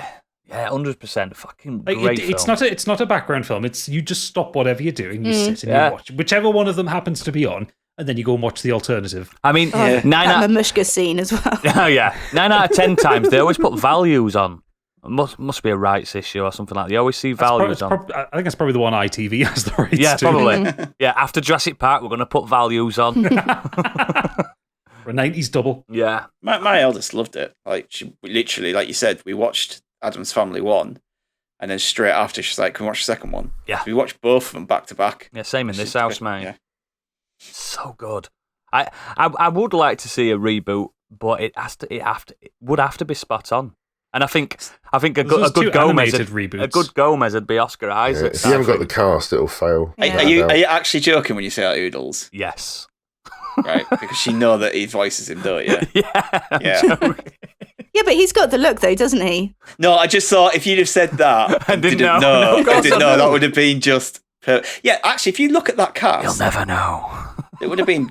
I mean, not obviously Chloe Grace Moretz is too old to play Wednesday, but yeah, I think Charlize Theron and I Oscar didn't- Isaacs could have been a perfectly good live action. I didn't versions. mind the animated one. It just wasn't the same. It wasn't very good though. So I It didn't just mind seemed it. all a bit sort of goofy, didn't it? And it kind of lost that The art, For the funny art though it style was, it makes did me have a look little. Oh, the yeah, art style's horrible. Yeah, it makes me Mm. uncomfortable. Yeah. It's something about the fact the way they've drawn Gomez and his eyes are like 15 foot apart. It's just really weird. Whenever they do cartoon characters like that, it just weirds me out. I don't know why. Yeah, it's like he's done that, but then Festus like an awful bald head with like eyes are right next to each other. Yeah. And the nose coming out, so it looks like balls and a dick. Yeah. Mm. Yeah. Great choice, though. Absolute smashing choice. Both of them. We'll accept 2 films this time. We'll accept it. So, yeah, we'll move on to Big A. Yeah, my choice for this, this kind of came to my head almost straight away when I was thinking of an ensemble movie, and it's True Romance. Grateful. I love this movie. It doesn't, for some reason, get talked about a lot these days. One of my favourites, mate. But it's such a good film, and the stellar cast is just, again, even I haven't seen it for years, and I've watched it so many times, but when I went back... You forget who's in it, don't you? Yeah, and I just went, oh my God. Fucking megastars. Just incredible, considering they all appeared, and they may not have had all the same screen time, but just the fact that all these people appeared in this movie, it's just incredible. So, just for those that are not initiated with this movie, it stars a comic book nerd, an Elvis fanatic, which is Clarence, played by Christian Slater, and the boss of where he works sets him up with a prostitute named Alabama, and he doesn't know that she's a prostitute at this point, for his birthday, and she's played by Patricia Arquette. And after a night out on the town, checking out martial art movies, just having a real sort of heart-to-heart about life in general, they almost completely fall in love with this incredible chemistry. Clarence then decides to break the news to her pimp, and ends up killing him. He grabs a suitcase of cocaine on his way out, thinking that it's Alabama's clothing, and then as the two hit the road for California, hoping to have a new life and get rid of this cocaine, the mob are soon after them. Now, we mentioned the cast. I mean, if you're ready, Do them all, because they all need it. Patricia Arquette. You've got Dennis Hopper playing Christian's dad. Val Kilmer as Elvis. Oh, You've yeah. got Gary Oldman as Drexel, the drug dealer. Gary Oldman, role of a lifetime. Brad Pitt Yeah. as Floyd, the stoner. Oh, God, he's so funny in it. Christopher Walken as the mob's kind of hitman. Bronson Pinchot as sort of a classic 80s, 90s yuppie. Samuel L. Jackson's in this. Yep. Michael Rappaport. Yep. Saul Rubinek plays the dick of a director, and he plays it beautifully. James Gandolfini's in this as a hitman. Fucking hell. He's not as fat. Chris Penn, Tom Sizemore, both play detectives. Just there's many, many more background characters that sort of flit in and out of this movie. Fucking everybody's in And it. Yeah. It's such an incredible story because, as mentioned, he doesn't realise he's got this cocaine, but he suddenly realises he needs to get rid of it. The mob are after him. It's a chance for them to set up a new life. And the story kind of follows him trying to find a way out of this unfortunate situation. And for reasons unknown, he seems to see Elvis as sort of like his conscience. It's his spirit animal, isn't it? Yeah, it's kind of an idea of guidance about what to do in these certain situations. And again, Val Kilmer just appears almost in a kind of, not in silhouette form, but you never quite see the full Val Kilmer as Elvis, but it's just the fact he portrays him as Elvis is brilliant. Gary Oldman as Drexel, the drug dealer, is just incredible. It's such a flitting appearance in this movie. And it's cultural appropriation at its finest. Yeah, he absolutely nails this nasty character. And there's a great quote where Clarence goes to obviously reveal the news. And basically, Clarence wanted a happy ending. He wanted this to basically say, she's not going to be pimping anymore. He's not going to be pimping his girlfriend anymore. And hopefully he'd be able to give him some money or talk him out of it. But obviously, Drexel's just a nasty piece of work. And he basically cops on straight away that Clarence isn't there to do anything else. He's going to be gunning for him. And on the TV where he's sitting, there's porn. Yeah. And as they're chatting away, he basically notices that Clarence has never once looked at the TV when, you know, just as you walk into a room, you're going to obviously see what's happening on the screen. You'd be captivated for a moment. And he goes, now I know I'm pretty, but I ain't as pretty as a couple of titties. And it just sums up his character beautifully because then it all kicks off. And yeah, I won't say more, as you already know, he's killed. Moving on, literally almost straight away, Clarence and Alabama go and visit his dad, played by Dennis Hopper, for a bit of advice, and then off they trot. And then it turns out that the mob are after them, and they go and, obviously work out who this person is and that he's got a father, so they go and visit him. And you have this great scene with Christopher Walken and Dennis Hopper together as Vincenzo is basically interrogating Clifford, trying to work out. Oh, God, it's so good. Find out where they've gone. And the tension in the scene. Don't quote any of them words, though. No, Please. But it's just great, because at the end of the day, Dennis Hopper suddenly realises his character that they're either going to torture him to find out the address, or he may as well just go out fighting. So he completely insults the Italians. It really does. It's just their life, their style, everything. The history is just almost summed up in this. Really, for me, that's the scene where Tarantino's had a hand in it. I think he wrote it or did the screenplay for it. He's definitely behind this. That's the scene that you're like, Tarantino. The movie's directed by Tony Scott, Ridley Scott's brother, who did quite a few movies as well, quite big ones. But yeah, you really feel the tension in that scene, and then Dennis Hopper realises that he's not going to reveal where his son and I think for me, it's best scene in film. It's brilliantly done. It is so good, and Walken and Hopper are superb. They bounce off each other so well. They're so good. They're masters at the craft, though. Both of them, aren't they? It's like, poof. Yeah.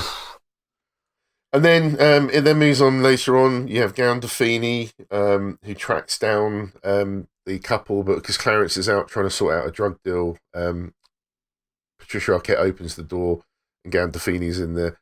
And again, this powerful scene of just this. You have this utter fear for Alabama, because Gandolfini's quite a big guy for those that know him from The Sopranos. He's scarier than Tony Soprano in this. He is just a nasty piece of work, and you fear for her, but she doesn't half put up a fight with him as well. She really just goes toe to toe with this gangster. It's incredible, and fair dues to Patricia Arquette. She just absolutely acted her way through that scene. It was incredible, and I think it's amazing. Very uncomfortable to watch, by the way.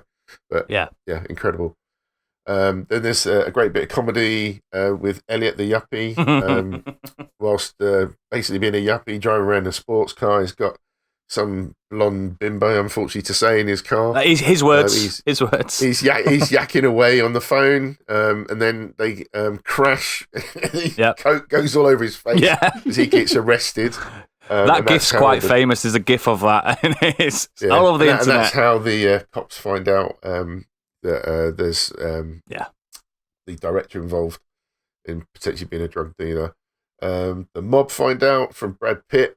Unfortunately, he accidentally reveals what's going on. But again, his scene in this is fantastic. He plays the stoner really well. I've said it before, Brad Pitt's a funny actor. Yeah, absolutely. He's definitely got a comedy chops.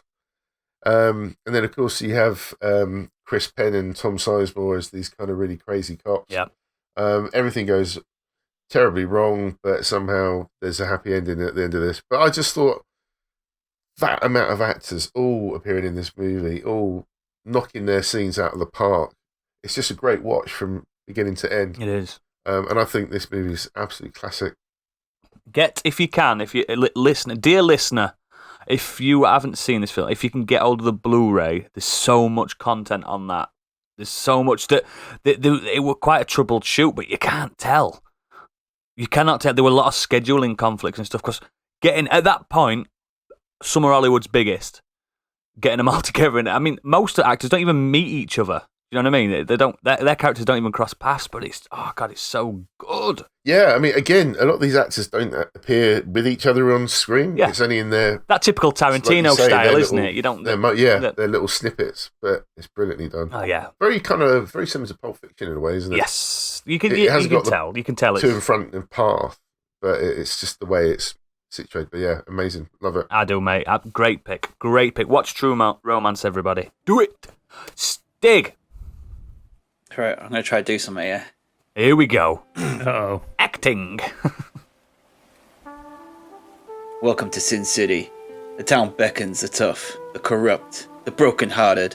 Some call it dark, hard-boiled. Then there are those who call it home. Crooked cops, sexy dames, desperate vigilantes. Some are seeking revenge, Others lust after redemption. And then there are those hoping for a little bit of both. A universe of unlikely and reluctant heroes still trying to do the right thing in a city that refuses to care. Yeah, Sin City. Yeah. And scene. You want to put a bit of noir music on? I hope so. I hope so. With that mournful saxophone. Yeah. Just in the background. Oh, yes. So Sin City, a 2005 film directed by Robert Rodriguez and Frank Miller, is a neo-noir crime anthology produced and directed by Frank Miller, based on Miller's graphic novels of the same name. This stars a cast including Bruce Willis, Jessica Alba, Clive Owen, Mickey Rourke, Rutger Hauer, Benicio del Toro, Alexis Bledel, Michael Madsen, Powers Booth, Nick Stahl, Devon Aoki, Michael Clark Duncan, Rosario Dawson, Carla Gugino,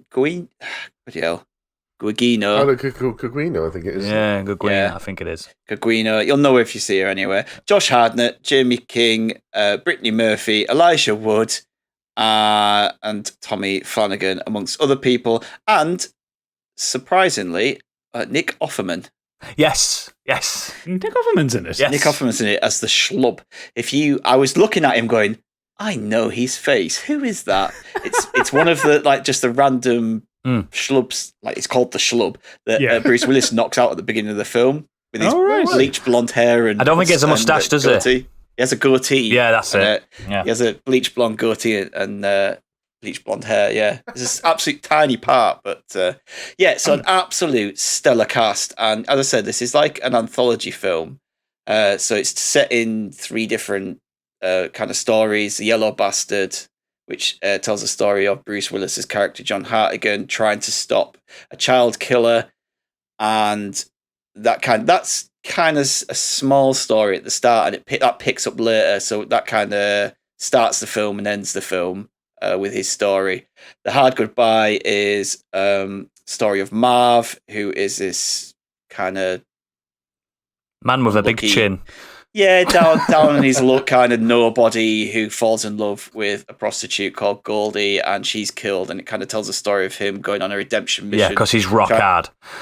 Trying to find out who killed Goldie and everything, and he undercovers this like kind of horrible dark underworld like kind of thing to deal with like the church and things and a reverend. And then the Big Fat Kill, which is Clive Owen's story when Benicio del Toro, Jackie Boy, the abusive ex-boyfriend of Brittany Murphy, turns up. Then he kind of tracks him down and with a group of female assassins kill them and take them out. And it's 3 different stories, but it's the art style which sets this film apart from anything else. It's fucking incredible. It's beautiful. It looks gorgeous. It's black and white throughout the most of the film, but there's spots of colour throughout. So there's sometimes the blood is red. You get things like Michael Clark Duncan's like eye is like diamond eye is glinting, yellow. Isn't it? Yeah, the yellow man, the yellow bastard is like he is full on yellow. Yeah, he's ugly as hell. Oh yeah, he's awful. He looks awful. But yeah, just throughout there's just these little dots of colour that's brought in. But then not on top of that is like the blood is really visceral, but it's always unless it's like Marv is the only one that I watched this last night actually. He's the only one I can remember where they actually see the blood as red. Yes. Everyone else same in is the like, book. It's same in the book. It's like white, like these splodges of white just like flying all over the screen and like all over the stuff. And so I don't really know how to describe it other than that. Like, there's just this beautiful black and white style. Have you ever read the comics, graphic novels? No. So good. Because when I heard they were making this, I just laughed because I thought this is ridiculous. Impossible. How on earth are they going to do that? Yeah, I thought so. But they absolutely nailed it. It is literally almost, in many cases, frame for frame. Yeah, it's not like Watchmen where he just decided to make his own ending. yeah.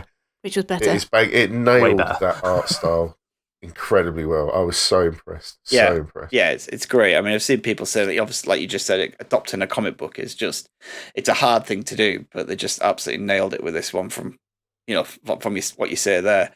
Yeah, I mean, how good is that cast really? Like, and they all just huge.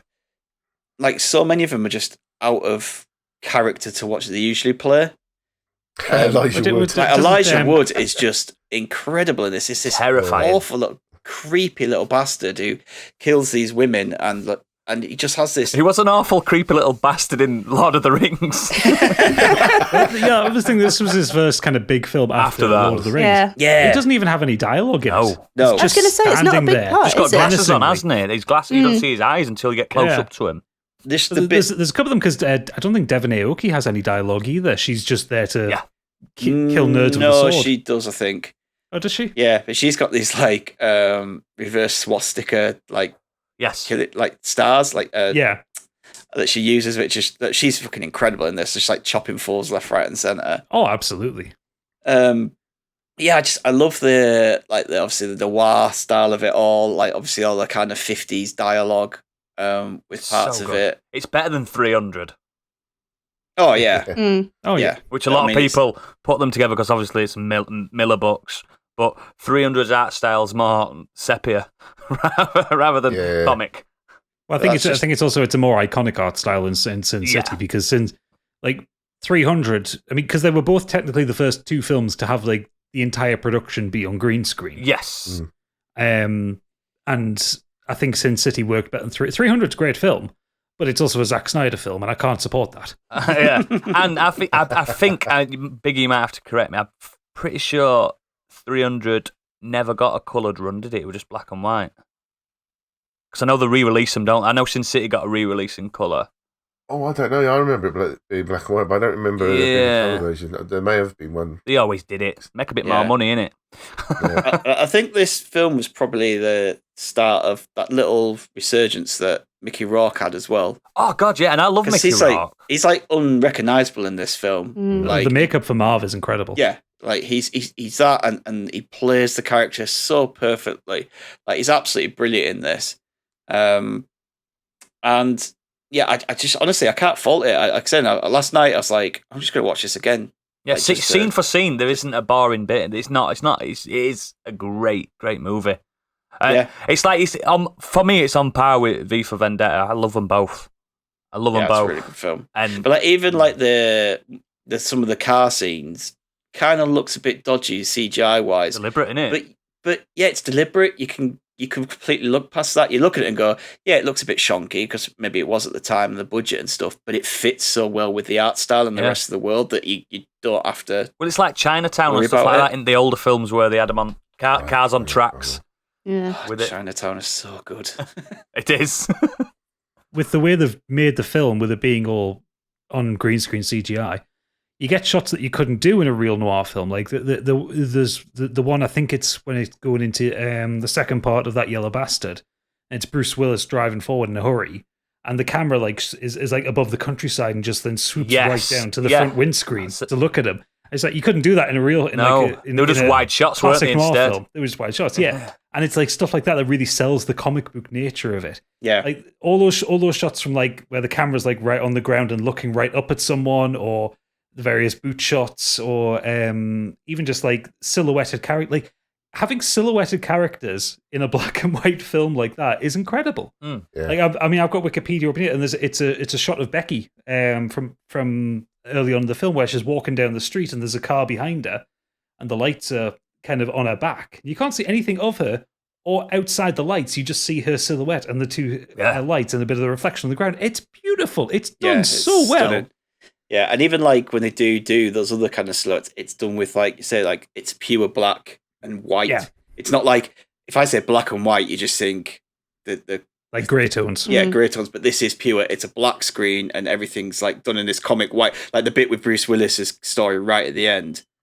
Yeah. Oh Done yeah. with black and white, and Get it looks watched so on an good. OLED HDR. Yeah. I'm telling you that. Yeah. Perfect. Like, I watched the I'll have to DVD rewatch version this of again it, now. and even on like there was some adverts on the start of the DVD, which was weird because it's been a long time since I kind of put a DVD. Long in. time since I've seen an advert. And yeah, and the adverts just look shit. And I was sat there going, "Oh, is this going to look really bad?" Because it's been a long time since I put it in. Nope. It's from 2005. Nope. Yeah. Still looks amazing even on that. And yeah, like everything about it is just stunning. Yeah. Really, from the script to the acting to the to the way it looks. There's only one minor kind of quibble in this day and age. It's very leery. Yes. Yeah, Very, I remember very that. leery. Jessica Alba by any Yeah, I chance? was going to say Not just her, but Every literally every woman Every in woman in it. And there's a lot of white knighting as well, which is a bit like... Yeah, it's like all three stories are kind of like told from a male Women in peril. Oh, definitely. doing something because a woman in peril, Well, again, because of fridging and stuff like that. But that's all based on the was comic. like that. And It like the was. comic, it's a bit... Is there one location called like Whoretown Yes. or something like that? Yeah. Like even the men though, the men are caricatures. They're not like, these aren't real men. Like, No, they're kind of ultra thing, you know what I mean? masculine, Like, aren't they? yeah, exactly. It's all told kind of this ultra comic book style. Yeah. So you can kind of maybe It get is away with it fantasy like as that. fuck. But It's fantasy. yeah, but it's just literally all like even the female assassins are all like high boots, fishnets, tights, barely anything on and whatnot. So You can go too far in other direction, though, like Sucker Punch. You know what I mean? You can go too far. yeah, Zack it's not Snyder that bad. again. It's not that It's not bad, that I bad. don't think. Yeah, it almost fits with the world. Yeah. I feel like I've given it a pass because it kind of fits with the world and the style. more than And anything. warning to everyone, Sin City 2, not good. I've No, never watched it is it. not. Not And, It good. is not. Some of the stories in it are made up. and what's annoying, Yeah. what annoyed me was I really wanted a sequel. And they kept saying, "Oh, we're going to do a sequel." I just think they just left it too long. If they'd have got a sequel Yeah, there was out, a massive gap. if I they remember that. 9 years, something like that. If they'd have got a Yeah. sequel out like 2 or 3 years down the line, while people are still buzzing off this, The thing is, It'd have been much better. there's more Sin City material that exists, but in the Sin City 2, they just made their own little shitty stories. yeah, they brought back like characters that had been Yeah, killed, like yeah. telling more stories about them. No, just should just done new characters, new things, but in Sin City. Yeah. The Spirit is probably the closest thing you would get to Awful. a sequel to it. Awful. awful. It's one of the worst I films remember I've going ever to see The watched. Spirit and being like, "Oh, yes, this is the successor to Sin City. Like it's the same Yeah. style. It's like the same, So bad. same people and everything." And like got there, I was like, "That was fucking wank." I actually didn't mind it. I didn't mind it, I but haven't it's seen not it. a patch on Sin City. Oh, no, if you for want to sure. watch something like comic booky and pulpy, watch Sky Captain and The World of Tomorrow. That's really good. A lot of I like that a lot. that's a nice pulpy one as well. My favorite line, I'll leave on this one from Sin City, is he says, "She doesn't quite chop his head off. She makes a Pez dispenser out of him." Oh, make it look like Zippy from Rainbow. Oh, bungo! Oh, George. Oh God, love it, brilliant, absolutely. And it's one of those another one of those films that I just forget that it's there, and it needs yeah, it needs same to here. be. Oh. It's in my collection. I've got it on DVD. It's just I couldn't tell you the last time I watched it, and then when we were doing this, I was like, fuck yeah. I was like, "Oh my god, Sin City!" And then last night, I swear down, it's like midnight, and I was like, "Fuck it, I'm gonna watch I'm it." doing again. it. So I I'm was up till doing like it. 2:15 in the morning watching this film. So I thought, I need to watch this again before I talk about it. Yeah. So, Excellent. Good pick. Moving on to me. And we're going to go, how now, brown cow? We're going to talk about Anchorman, The Legend of Ron Burgundy. Hey. My money, the best Judd Apatow film. A lot of people Yeah, would disagree. no. A lot of people No. think Superbad's his best. I fucking hate Superbad. I just... That's incredible. It's a good film. No, so good. It's a good film. No, It loses its way towards the end a little Yeah. bit, but like it's still great. So for me, I don't know about in your world. This was the first Apatow I watched. This what came before 40-Year-Old Virgin, Knocked Up, the stupidly long Knocked Up. I'm sure it's like 3 hours long. Yeah, That's a 3-hour film. You're right. Superbad, It wasn't very Step good. Brothers.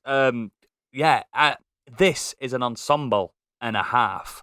'Cause playing Ron Burgundy, we've got Will Ferrell at the height of feral mania. He was absolutely feral, wasn't he? Paul Rudd, Christina Applegate, Steve Carell in a role of a lifetime. He's fucking brilliant. He is good. I love Lamp.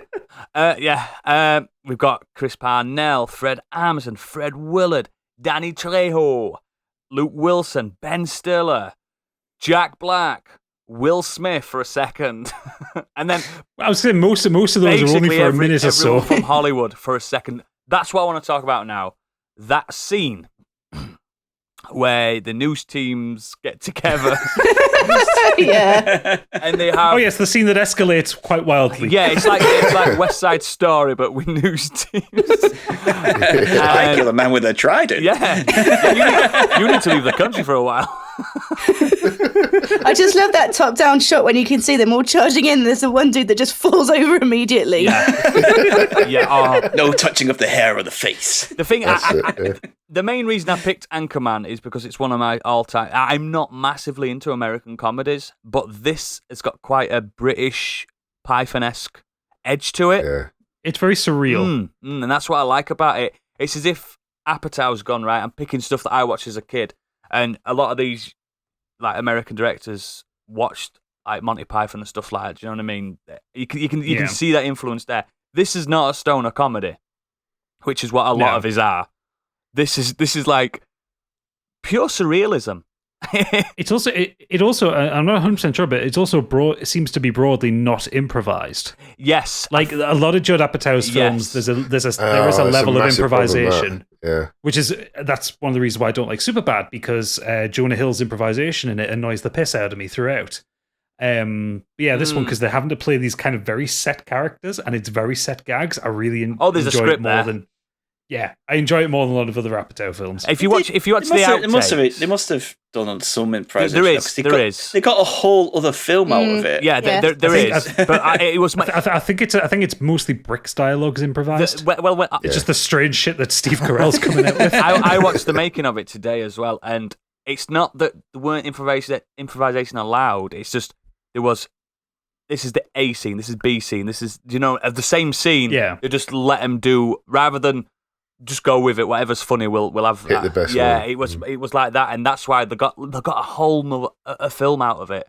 It's like 1.5 or something silly like that. It's not as good. Not as good, but they didn't put it out in cinema or anything. They weren't lying to you. Anchorman 2. Whew. Oh, that was bad. That was really bad. I couldn't make it. That was last week's show, Oodles. Yeah, that's dropping quality. A good film. Anchorman. If you've not watched, I'm not going to describe everything that happens. It's about Ron Burgundy. He's an anchorman. If you don't know what that means, he's a newsreader. And that man is just intolerable. Literally, like, when I would warm up for podcasts, I quote him. He's kind of a big deal, though. He is a big deal. I quote him to warm up. You know what I mean? It's what everyone does it now, like the teleprompter thing that the famous, like, whatever's written on the teleprompter, you will say it. When I first met you in the Discord, at TCGS, you were introduced as Oodles, who's kind of a big deal around here. Look at me now. he made that up himself. Yeah, but everyone jumped on it. if I was successful and I had many leather-bound books, I could be a Ron Burgundy because I live in a fantasy world as well.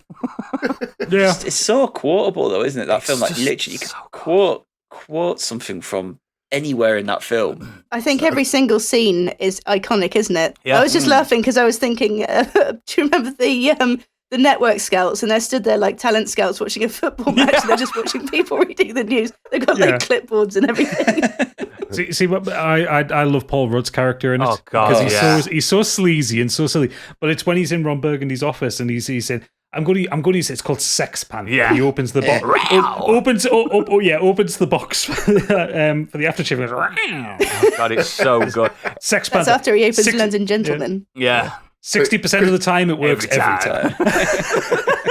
This is the one with Christina Applegate in Yeah. it, Yeah. Sure. She's and she's phenomenal. Veronica Cornerstone. I just remember her from Friends, and I love Friends, but I wasn't a massive fan of her character in that, if I'm perfectly honest. But yeah, that sort of chemistry between her and Will Ferrell. She steals the show when she was really every good. scene she's in Anchorman. She's brilliant. And then when they have that bus straight stop man in the office, God, yeah, they're just shouting insults back at each other. It's so good, so funny, so you're a smelly pirate hooker. It's like one of like everyone's favourite scenes, Jack Black kicking Baxter off at bridge. I thought I couldn't breathe laughing at that. You destroyed something I love. Now this is happening. And then he's in a glass cage of emotion drinking milk. It's really sad. Oh god, it's just so. I'm actually starting to realise how much I do quote Anchorman without realising. Oh yeah, because I say glass cage of emotion all the time when I'm being over the top. Anchorman is for me this is why I love the American Office over the English one, because there's some of that in it. There's some of that in it, and I love it. It's I know it sounds pathetic, but it's quintessentially British style humour done with an American budget, and it works fucking incredible. And I think that's all I'm going to say on it. It's just a great ensemble, but I want you to put Afternoon Delights on for the listeners, please. Ooh, I think we need it. You really want to know what love is? Yeah. Yes, tell us. More than anything in the world, Ron. Well, it's really quite simple. It's kind of like... Gonna find my baby, gonna hold her tight, gonna grab some afternoon delight. My motto's always been, when it's right, why wait until the middle of a cold, dark night? When everything's a little clearer in the light of day. And we know the night is always gonna be here anyway. Thinking of you's working up my appetite. Looking forward to a little afternoon delight. Rubbing sticks and stones together, making sparks ignite. And the thought of loving you is getting so exciting. Sky rockets in flight. Woo! Afternoon delight. Whoop. You guys have it, I think.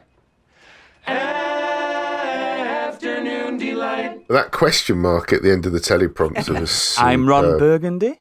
I just love that. That's the great setup. But it's the delivery later on. Fuck you, San Diego. So good.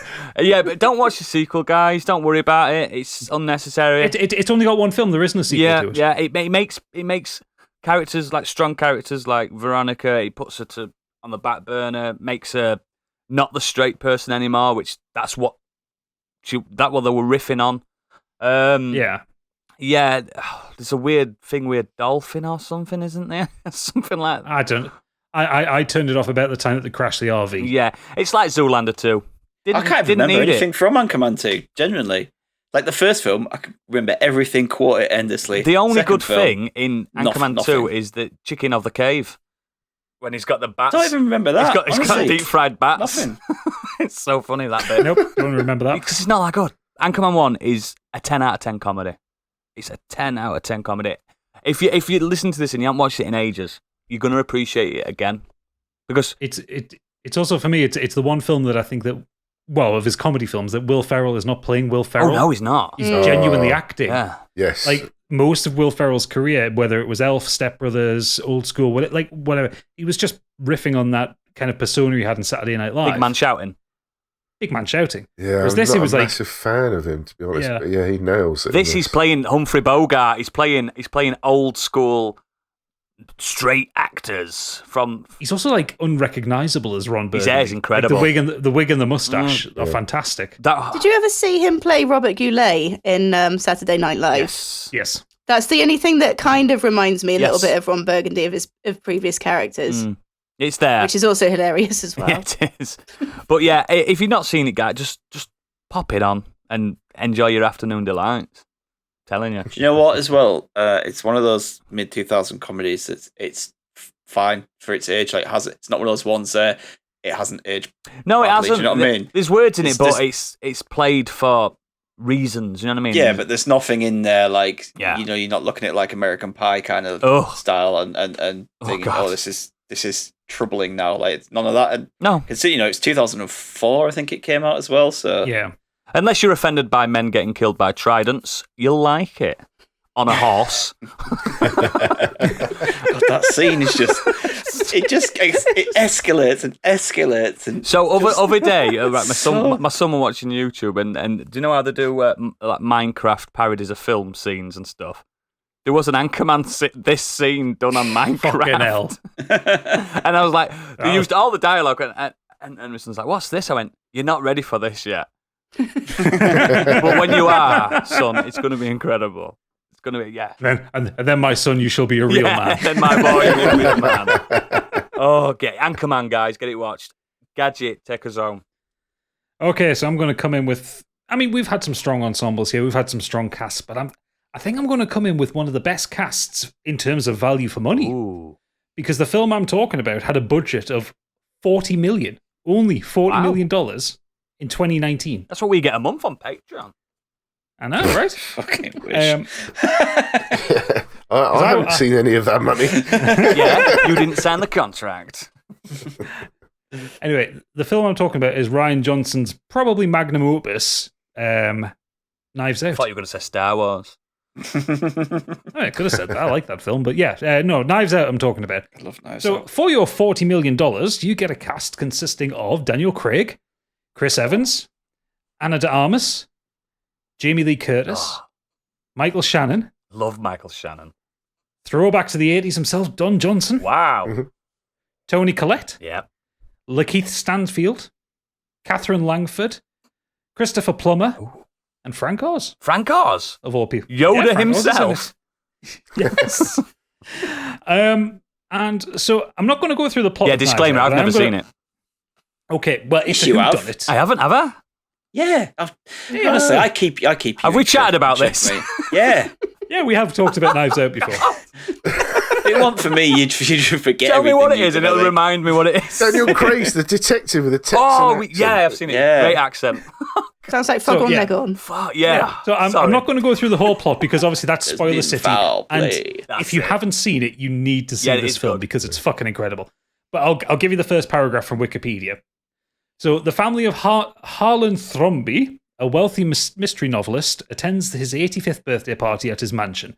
The next morning, Harlan's housekeeper Fran finds him dead with his throat slit. The police believe Harlan's death to be a suicide, but private detective Benoit Blanc is anonymously paid to investigate. Blanc learns Harlan's relationships with his various family members were strained on the day of his death. Harlan threatened to expose his son-in-law Richard for cheating on his daughter Linda, cut off his daughter-in-law Joni's allowance for stealing from him, fired his son Walt from his publishing company, and had an altercation with his grandson Ransom. Yeah, I think I've seen this. That's yeah. that's the setup for it. And I when we were talking about this about doing ensembles, it's the one ensemble I always came back to because everybody's perfect in it. There's not a bad part played. Slightly dodgy accent on Daniel I Craig. think it's but funny, though. I love the accent. Yeah. I love the It's accent. funny. It's called I out in hated the it at film first, too. but it grew on me very quickly. It's funny. Well, yeah. By the time you get to the end of the film and you get like the reveal of who done it, like you're fully in with him. You're not hearing that Yeah. accent anymore. But the first first couple of times you opened his mouth, you're like, "Hang on, that's Yeah. James Bond." Yeah. But yeah, it's the cast themselves. Everyone is obviously all the main members of the cast have a reason to have killed their grandfather or to have killed Harlan. Pure Agatha Christie, isn't it? Yeah. Absolutely, everyone's a suspect. You also have Harlan's nurse Marta, who is that Ana de Armas' character? I think so. Yes. Yeah, it's Ana de Armas' character. Yeah, who might know things, but she's incapable of lying. Every time she tries to lie, she vomits, which Benoit Blanc takes on as a rather curious thing to help him get towards the truth. And most of the film takes place around Harlan's mansion. You've got the characters kind of coming in and out, and you've got Benoit Blanc just kind of observing or talking and kind of slowly piecing things together. There's a couple of red herrings in there to throw you off. And then it's kind of after things kind of leave the mansion and come back to it, and you get the reveal, and like you've got Daniel Craig just stand there like doing a Columbo or a Poirot, just like pontificate and just giving you the answer. It's very just like, Poirot. Holy it's very Poirot, and you just sit there and think, holy shit, I would not have put any of this together, but it all makes sense. Yeah, it's not like Sherlock Holmes on BBC. No, he's not solving it in his head. Like, and it's the skill of Rian Johnson as a writer. He literally everything that Benoit picks up on, you can see in the film if you watch it a second time. But because of how skilled the actors are and how clever the directorial misdirection is, you don't notice it at first, and it becomes a great reveal at the end. But there's a line in it which Harlan himself says before he dies, and it's something like, I think it's the person who kills me won't know the difference between a stunt knife and a real knife. Mm. And that kind of comes in as part of the ending, and it's fucking brilliant when you realize it. Yeah. And yeah, I absolutely love it. I think it's an absolutely stunning film. And I still can't believe that they got that cast and it was only a $40 Oh, million yeah, production. totally. What it'll be? It's shown from it'll- different. Certain scenes are shown from the different viewpoint, aren't they?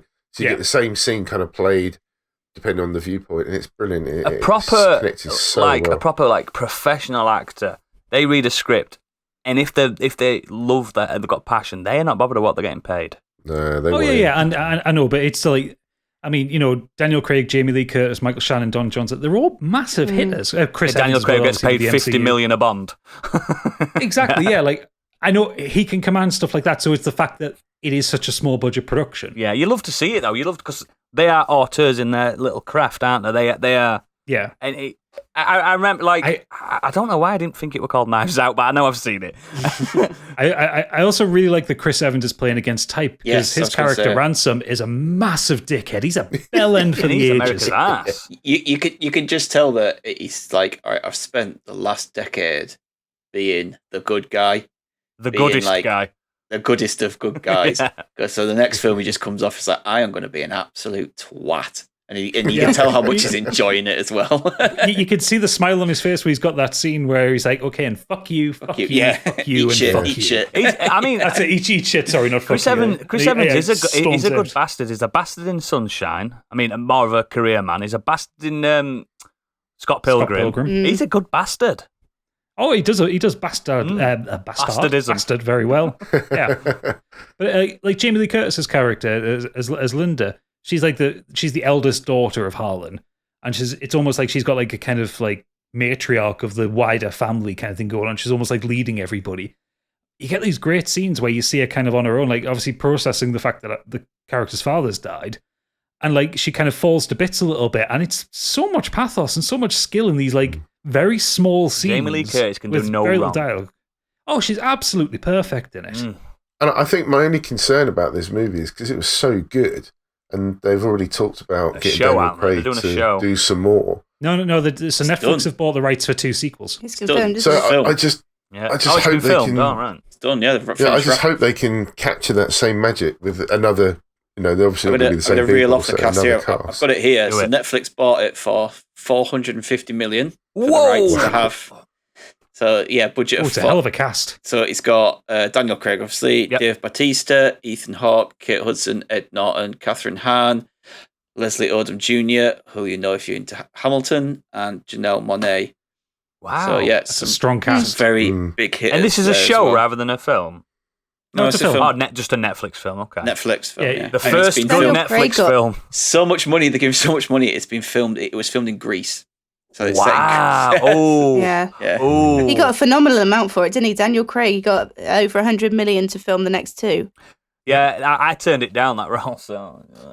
Oh, just looking Yeah, at, if I'm they- just if they looking can at some capture that, screenshots here, and Ethan superb. Hawke's character looks like a fucking bellend. But he does play a bell end well. He does. Yeah, I mean, I've got really high hopes for Knives Out too. But even if it's shite, Knives Out 1 is incredible. Exactly. It's one of the we've got best films of the magic last there, 10 haven't we? years. Yeah. And it's also because you don't see whodunnit films. I love them. Like- I love them. Totally. You know what, Totally. Mystery thrillers used to be such a reliable bank. Like the only one I can think of was the remake of Murder on the Orient Yeah, Express, which was Branagh, wasn't it? another ensemble cast, but it was Kenneth Branagh did it. It had Johnny Depp in it, and it was just overblown. Yeah, And not so good. not that interesting. And I don't obviously want to see. everyone's I don't want read to see Johnny Depp, Agatha Murder on the Christie. Do you know Express, what? so you I don't was need just it. about to say, I didn't know the ending. So I was, Oh, okay, fair enough. Oh. because I remember listening to Commode and Mayo, and they were talking about it. And went, everyone knows who the killer is. Yeah. And they were just about to talk about it. I just took my headphones off. I was like, no. You've I've never read it? I've never read it, and I've never watched any of the films. We So did it it's at like, school, I think. Yeah. And then he's done Murder on the Nile as well. Yeah. Yeah. So that's coming out. Oh. Another massive cast in that as well. Bring them back. I love a whodunit. I love it. Yeah. One room mainly. Get all of it. And that's why I like about 8 for Late. 8 for Late's a really good whodunit. Hateful Eight. Yeah. Oh God, it's so good. Yeah, well, and again, like you say, one room, like that's one of the kind of strengths Knives Out has is a lot of it is focused around like Harlan's study, which is where you've got that kind of iconic shot of that board of knives. Yeah. He's a murder mystery writer. So yeah, like everything's like that's where Benoit's interviewing people, and you get almost that Tarantino style of directing where like you'll be interviewing someone, and then you get a little bit of their story, and then you'll be interviewing the next person, you get a little bit of their story. We need to go on a Modern Escapism whodunit evening. Oh, we need to do it. So much fun. We need to do it. You know when you all dress up and stuff and you go to a hotel? Yeah, but everyone knows Oodles did it. Stig is sus. Yeah, isn't he? Stig's Oh, the Stig killer. is sus. No, I think when you No, Biggie's the killer. Biggie's the one that's killed us the most. I think when you go to them, they hand you like a secret thing, and you're the one, aren't you? You don't know until you get there. It's like, oh. Well, yeah, you get a character sheet. Yeah. And I'm going to be Mama Juju. Okay. Office quote. It's an office quote. I know. Do you know what about murder mysteries, actually? Which just reminded me, we've obviously been watching Schitt's Creek, and there's an episode where Twyla's trying to set up the murder mystery.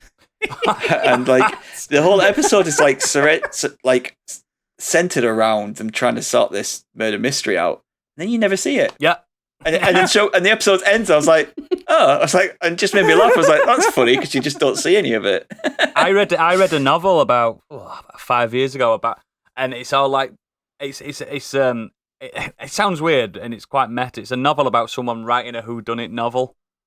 I'll find it out and I'll pop it in Discord. Oh god, it's so fucking good. It's like sometimes when maybe not Agatha Christie, but when they do a whodunit, they don't know who it is until they get to that scene and they write it, and then they've got to like passively decipher why it's them rather than I went in with knowledge it with them. I think it's fucking wild. I'll tell you what's a You know good... what? The House of Haunted Hill kind of, in its own way, is like a... Which I think, whodunit. and I might be wrong on this, I think that's a Lovecraft rip-off. No. I think it Is is. It's not like No, it's not like and it's not like a cosmic horror one. I'm sure he did a short story like that. Do you know what I enjoyed, actually, with recent years? It was a TV show, and then there were none. Yeah. I think BBC did it's like a 4 I've heard about or it, something yeah. of it. That was really good. I know Sky Atlantic have got a few whodunit type series on at the moment as well. I'm glad they're coming back because it's I mean, I'm not saying necessarily cheap to make, but it's They're just compelling. watching. it's dialogue. I love a dialogue. Anything that keeps you guessing as well, I quite like that. Yeah. Because you're constantly going, oh yeah, I think it's that on this. Yeah. And then if the reveal turns out to be something you haven't guessed, you're like, yes. Can I also it just recommend blows your Peter mind. Sellers and Shot in the Dark? Oh, yeah. in Panther movie. Yeah. Which is one of the best reveal scenes ever as he tries to explain who the murderer is. It's just incredible. That. And I will say to kind of close off on Knives Out, when me and Pip watch things, Pip is terrible for kind of foreguessing what's going to happen. And she's quite perceptive. She usually gets it right. She didn't get it for Knives Out. I had no clue what it was going to be. I didn't. I went to You had see. no clue you watched it. I just didn't know it was called Knives Out. I remember the poster though, where it says I went to see Knives Dark Out in Knight big Rises with Pip at a midnight Yeah. showing, Did she get? and it got That's towards Batman. the end. Well, it was getting towards the end, and she sort of leant over to me, conspiratorial. She's like, "Is that Robin?" I was like, "No, don't be so stupid." It was. She's like, you should use your original name. It's so much nicer, Robin. Get out of it, Nolan. Get up. Anyway, yes, that's Knives Out. Great pick. And that's us done with our main topic. So I want to know what everyone else thinks is a great ensemble. So have you got your little ensemble sack down there? I have, and it's a little one this week. We only had a few Right. responses. Squeeze them out, but then. they're all quality. Leroy Francisco's come in saying, Train Spotting. Oh, yeah. Renton, Spud, Sick Boy, Begbie, Tommy, and Kelly MacDonald. Just had to look up her character's name. It's Diane. All these characters were perfectly played. I remember I had the poster with them all on my room as a teenager. Yeah. I think it was quite a popular poster for teenagers in the 90s. And T2 were good as well. I liked it too. I did. Yeah, Stupid name though. Brave name. Yeah.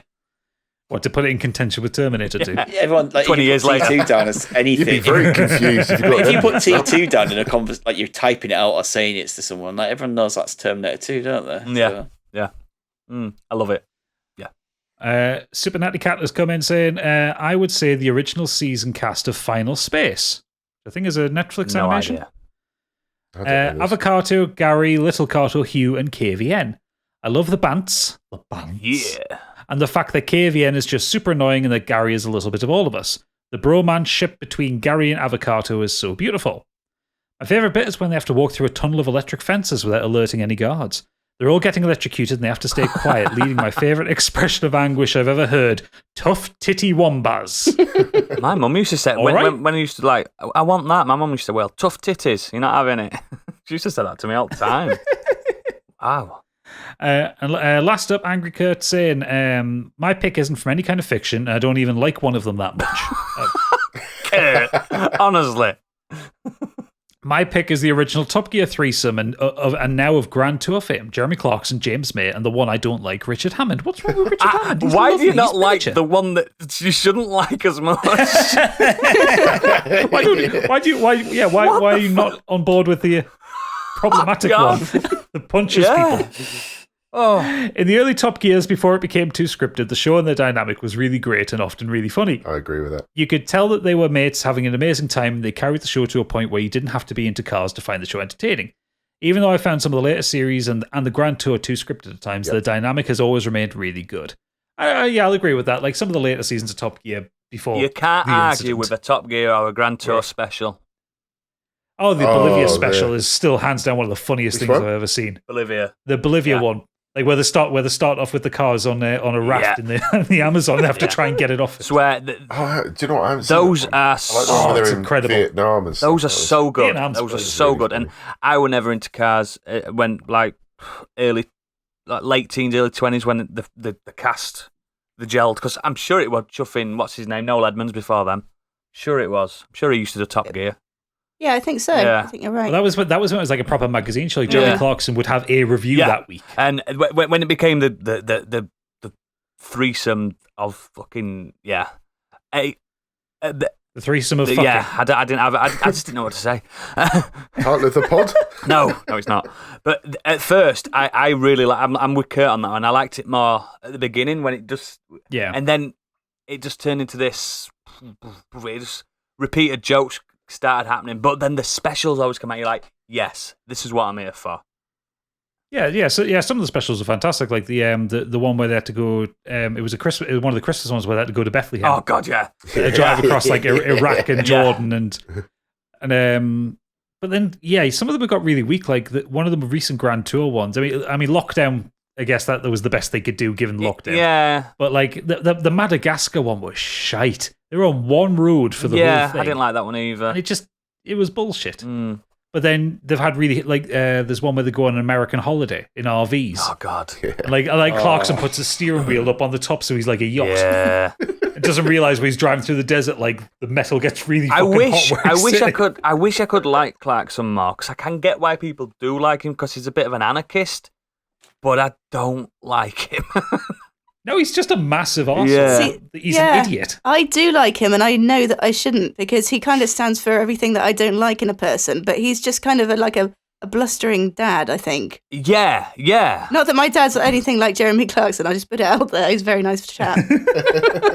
But I can't not like Clarkson. I think it might be the blue jeans, brown leather ensemble that he's got, that he wears, sometimes puts me off. I think generally the more famous he became and popular in that respect, the dickish worse he he got. got. Yeah. You know, he got too big for his boots. I find Clarkson tolerable about 50% of the time. Perfect, yeah. I like this. I like the stuff where he's done something to whatever car, and he goes sit and turn the cameras. My genius is unparalleled, or something like that. Like that stuff where he's generally happy with what he's doing. It's when, like I said when I talked about lockdown a few weeks ago, he says, yes, we're into McScotland now. It's like, you don't need to make that joke. Yeah. He makes a lot of really obvious, probably annoying jokes for people. Like he punches down a lot of people. Yeah. I think that's the stuff I don't like about Clarkson. But I really like Richard Hammond. I don't know what Kurt's I like problem James with May it is. when he went to Tokyo. Remember that? Yeah, that was good. So good. I enjoyed that. Yeah, Kurt, you need to... James May in general, just it's anytime he's doing something again, you hear, oh, cock. James May is just a lovely mum, isn't he? That's what he is. It's like mum and dad, an annoying teenager. Yeah. But yeah, Kurt, you need to reassess your valuations on the trifecta of Top Gear. Trust me, mate. But that's the mailbag. Well, I have to call one of our listeners out. Uh-oh. Your mate, Bobby Wayne. Uh-oh. Call him out. Bring it on. Twice now. I'm going to email in the show. Oh, There's yes. no he did email, say that, Bobby. didn't he? He's probably sending it to the wrong email address. He's a bit of a boomer. Come on, crack on. Bobby, you're on the bench. You're in the sin bin. Honestly. Ugh. But is that the sack emptied? That is the sack thoroughly emptied. It's all over the place. Excellent. So what we're going to do now, a little bit of the old socials and a little sneak peek of what we're going to be doing next week. So yeah, as always, you can visit our new website, modernescapism.co.uk. On there, you can find a link to all of our social media and of all of our contact details as well. Now, from October, new bit of exciting news, we will be launching our little merch section. What? Yeah, you'll be able to get T-shirts and aprons and hats and cups and anything you can possibly think of that you can brand, Condoms. we'll have on there. What? Did you just say Biggie? Condoms. Not One yet, but size we're working fits on all. it, apart from Biggie. Yeah, well, yeah, obviously. So you'll be able to find that as a link on our website from, I think we're going to aim for probably October the 1st. So by the time you hear this, it'll be a couple of days away. You want to spend If that you're listening Halloween on money, release date. guys? Spend it on us. I mean, this episode comes out on the 30th, so it'll be tomorrow. Tomorrow. time. Around payday too for most people. Just saying. If you have any comments, you can either tweet at us or email us at modernescapismpod@gmail.com, or you can join us on our lovely, lovely Discord server. And thanks to Discord, I also started watching the Squid Game as well this week. So if you need any suggestions, it's just absolutely banging on there. Cool. Good discussion all the time. If you fancy watching and interacting with us live whilst we're playing through some games, you can find us on twitch.tv/modernescapism. Biggie's still playing through his Dark Souls on Fucking Mondays. hell, it's been a year. I ended up in the catacombs last Monday. Bloody hell. That's not annoying at all. By all accounts, you did well in the catacombs. Quite a tricky area, mate. Didn't do too bad, actually. I have Did he- no idea. Gadget, has he got a light source there? No, dear. not yet. Also, he does. Also, he doesn't have anything holy, Oh dear. so he's having to do the catacombs the hard way. He hasn't got the Astara Straits on. No. Oh, no. No. Oh, no. I run a weekly horror stream on Thursdays. I'm carrying on playing through Outlast, which I almost rage quit last week. Which bit are you I at? just got through the courtyard bit, and I'd run out of Oh. batteries, and I could see nothing. God. Yeah, that was That is the mental. worst part of the game. I thought the previous bit was bad, and that was worse. I had to No, it turn off picks my up ring after light. the- I couldn't see anything. You're nearly done with it, actually. Yeah, it picks up. But I said to you last time, Outlast 2's better. But people didn't play it. Well, maybe I will. Gadget, you're doing a run through of Fallout 4, aren't you, on survival mode? Yes, because I'm a fucking idiot.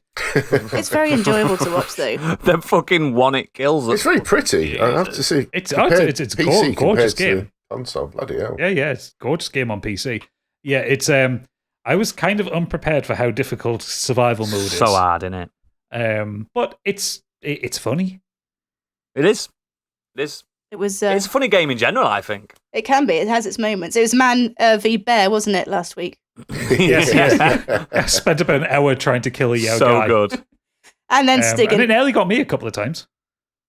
and Oodles host variety streams throughout the week. And the best place to keep up with it would be to just check our Twitter, or even better, if you can subscribe to us, you'll get notifications on the Twitch app when we're Click going that on live. bell. You'll get notifications of what new equipment Oodles has just bought. Yeah. Switch I Pro. do need to. I do. Oh. I would say the OLED Switch will be out next week. Ooh, don't talk about it. If we don't talk about it, I won't buy it. You need it, though. You're a professional gaming journalist. Yes. Oh, shush. Shush. You're a paid gamer. Paid gamer. And we've already talked about it, but you can find us on patreon.com/modernescapism as well. You got your 3 tiers, £5 for Modern Escapees, £5 for Scorched Sheep, or £7.50 for the Biggie bundle. And that gets you everything. Oh. Next week, our topic is Age Like Milk. So what media has just not stood the test of time, be it problematic, bad special effects, or just not as good as you remember? We will have problematic warnings and things like that if we go in that direction, but it's going to be scathing. Oh, it's going to be good. gonna be And therapeutic as well. I've got so many. I need to narrow it down. I've got so many. My heart wants to go just Age Like Milk Matrix sequels, but I'm not. I'm not going to go there. We can't touch on that again, Not touching surely. the I'm not going to go there. We've bullied it. We've bullied it enough. We're going to leave it alone, but so many good ones. It's going to be a great show. But for anyone that's not paying us, you tight bastards, we're going to say bye-bye to you now. We're going to meet the patrons round the back. But thanks for tuning in, and as always, good night.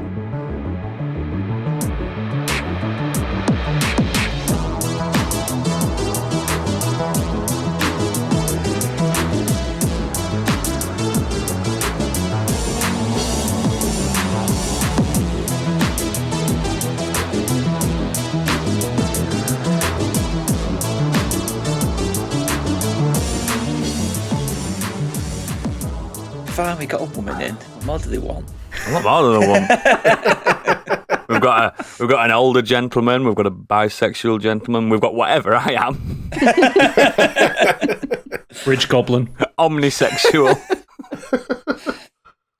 Uber sexual. I think I'm just like the most Default. default. You're Johnny Default. You're the starting skin in Fortnite. He is.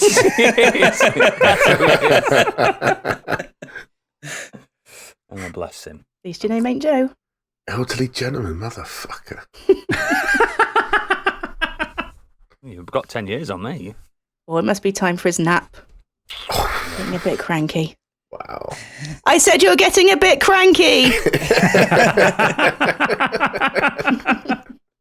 That's your a good Easter egg. Easter egg. That's your Easter egg. Yeah, That's that your might Easter be egg. That's It's a probably beauty. could be my Easter egg. It's a beauty. I didn't mean it, Biggie. Too late. I meant it for her. Don't worry, I've got dementia. I'll probably forget about it in a minute. Huh.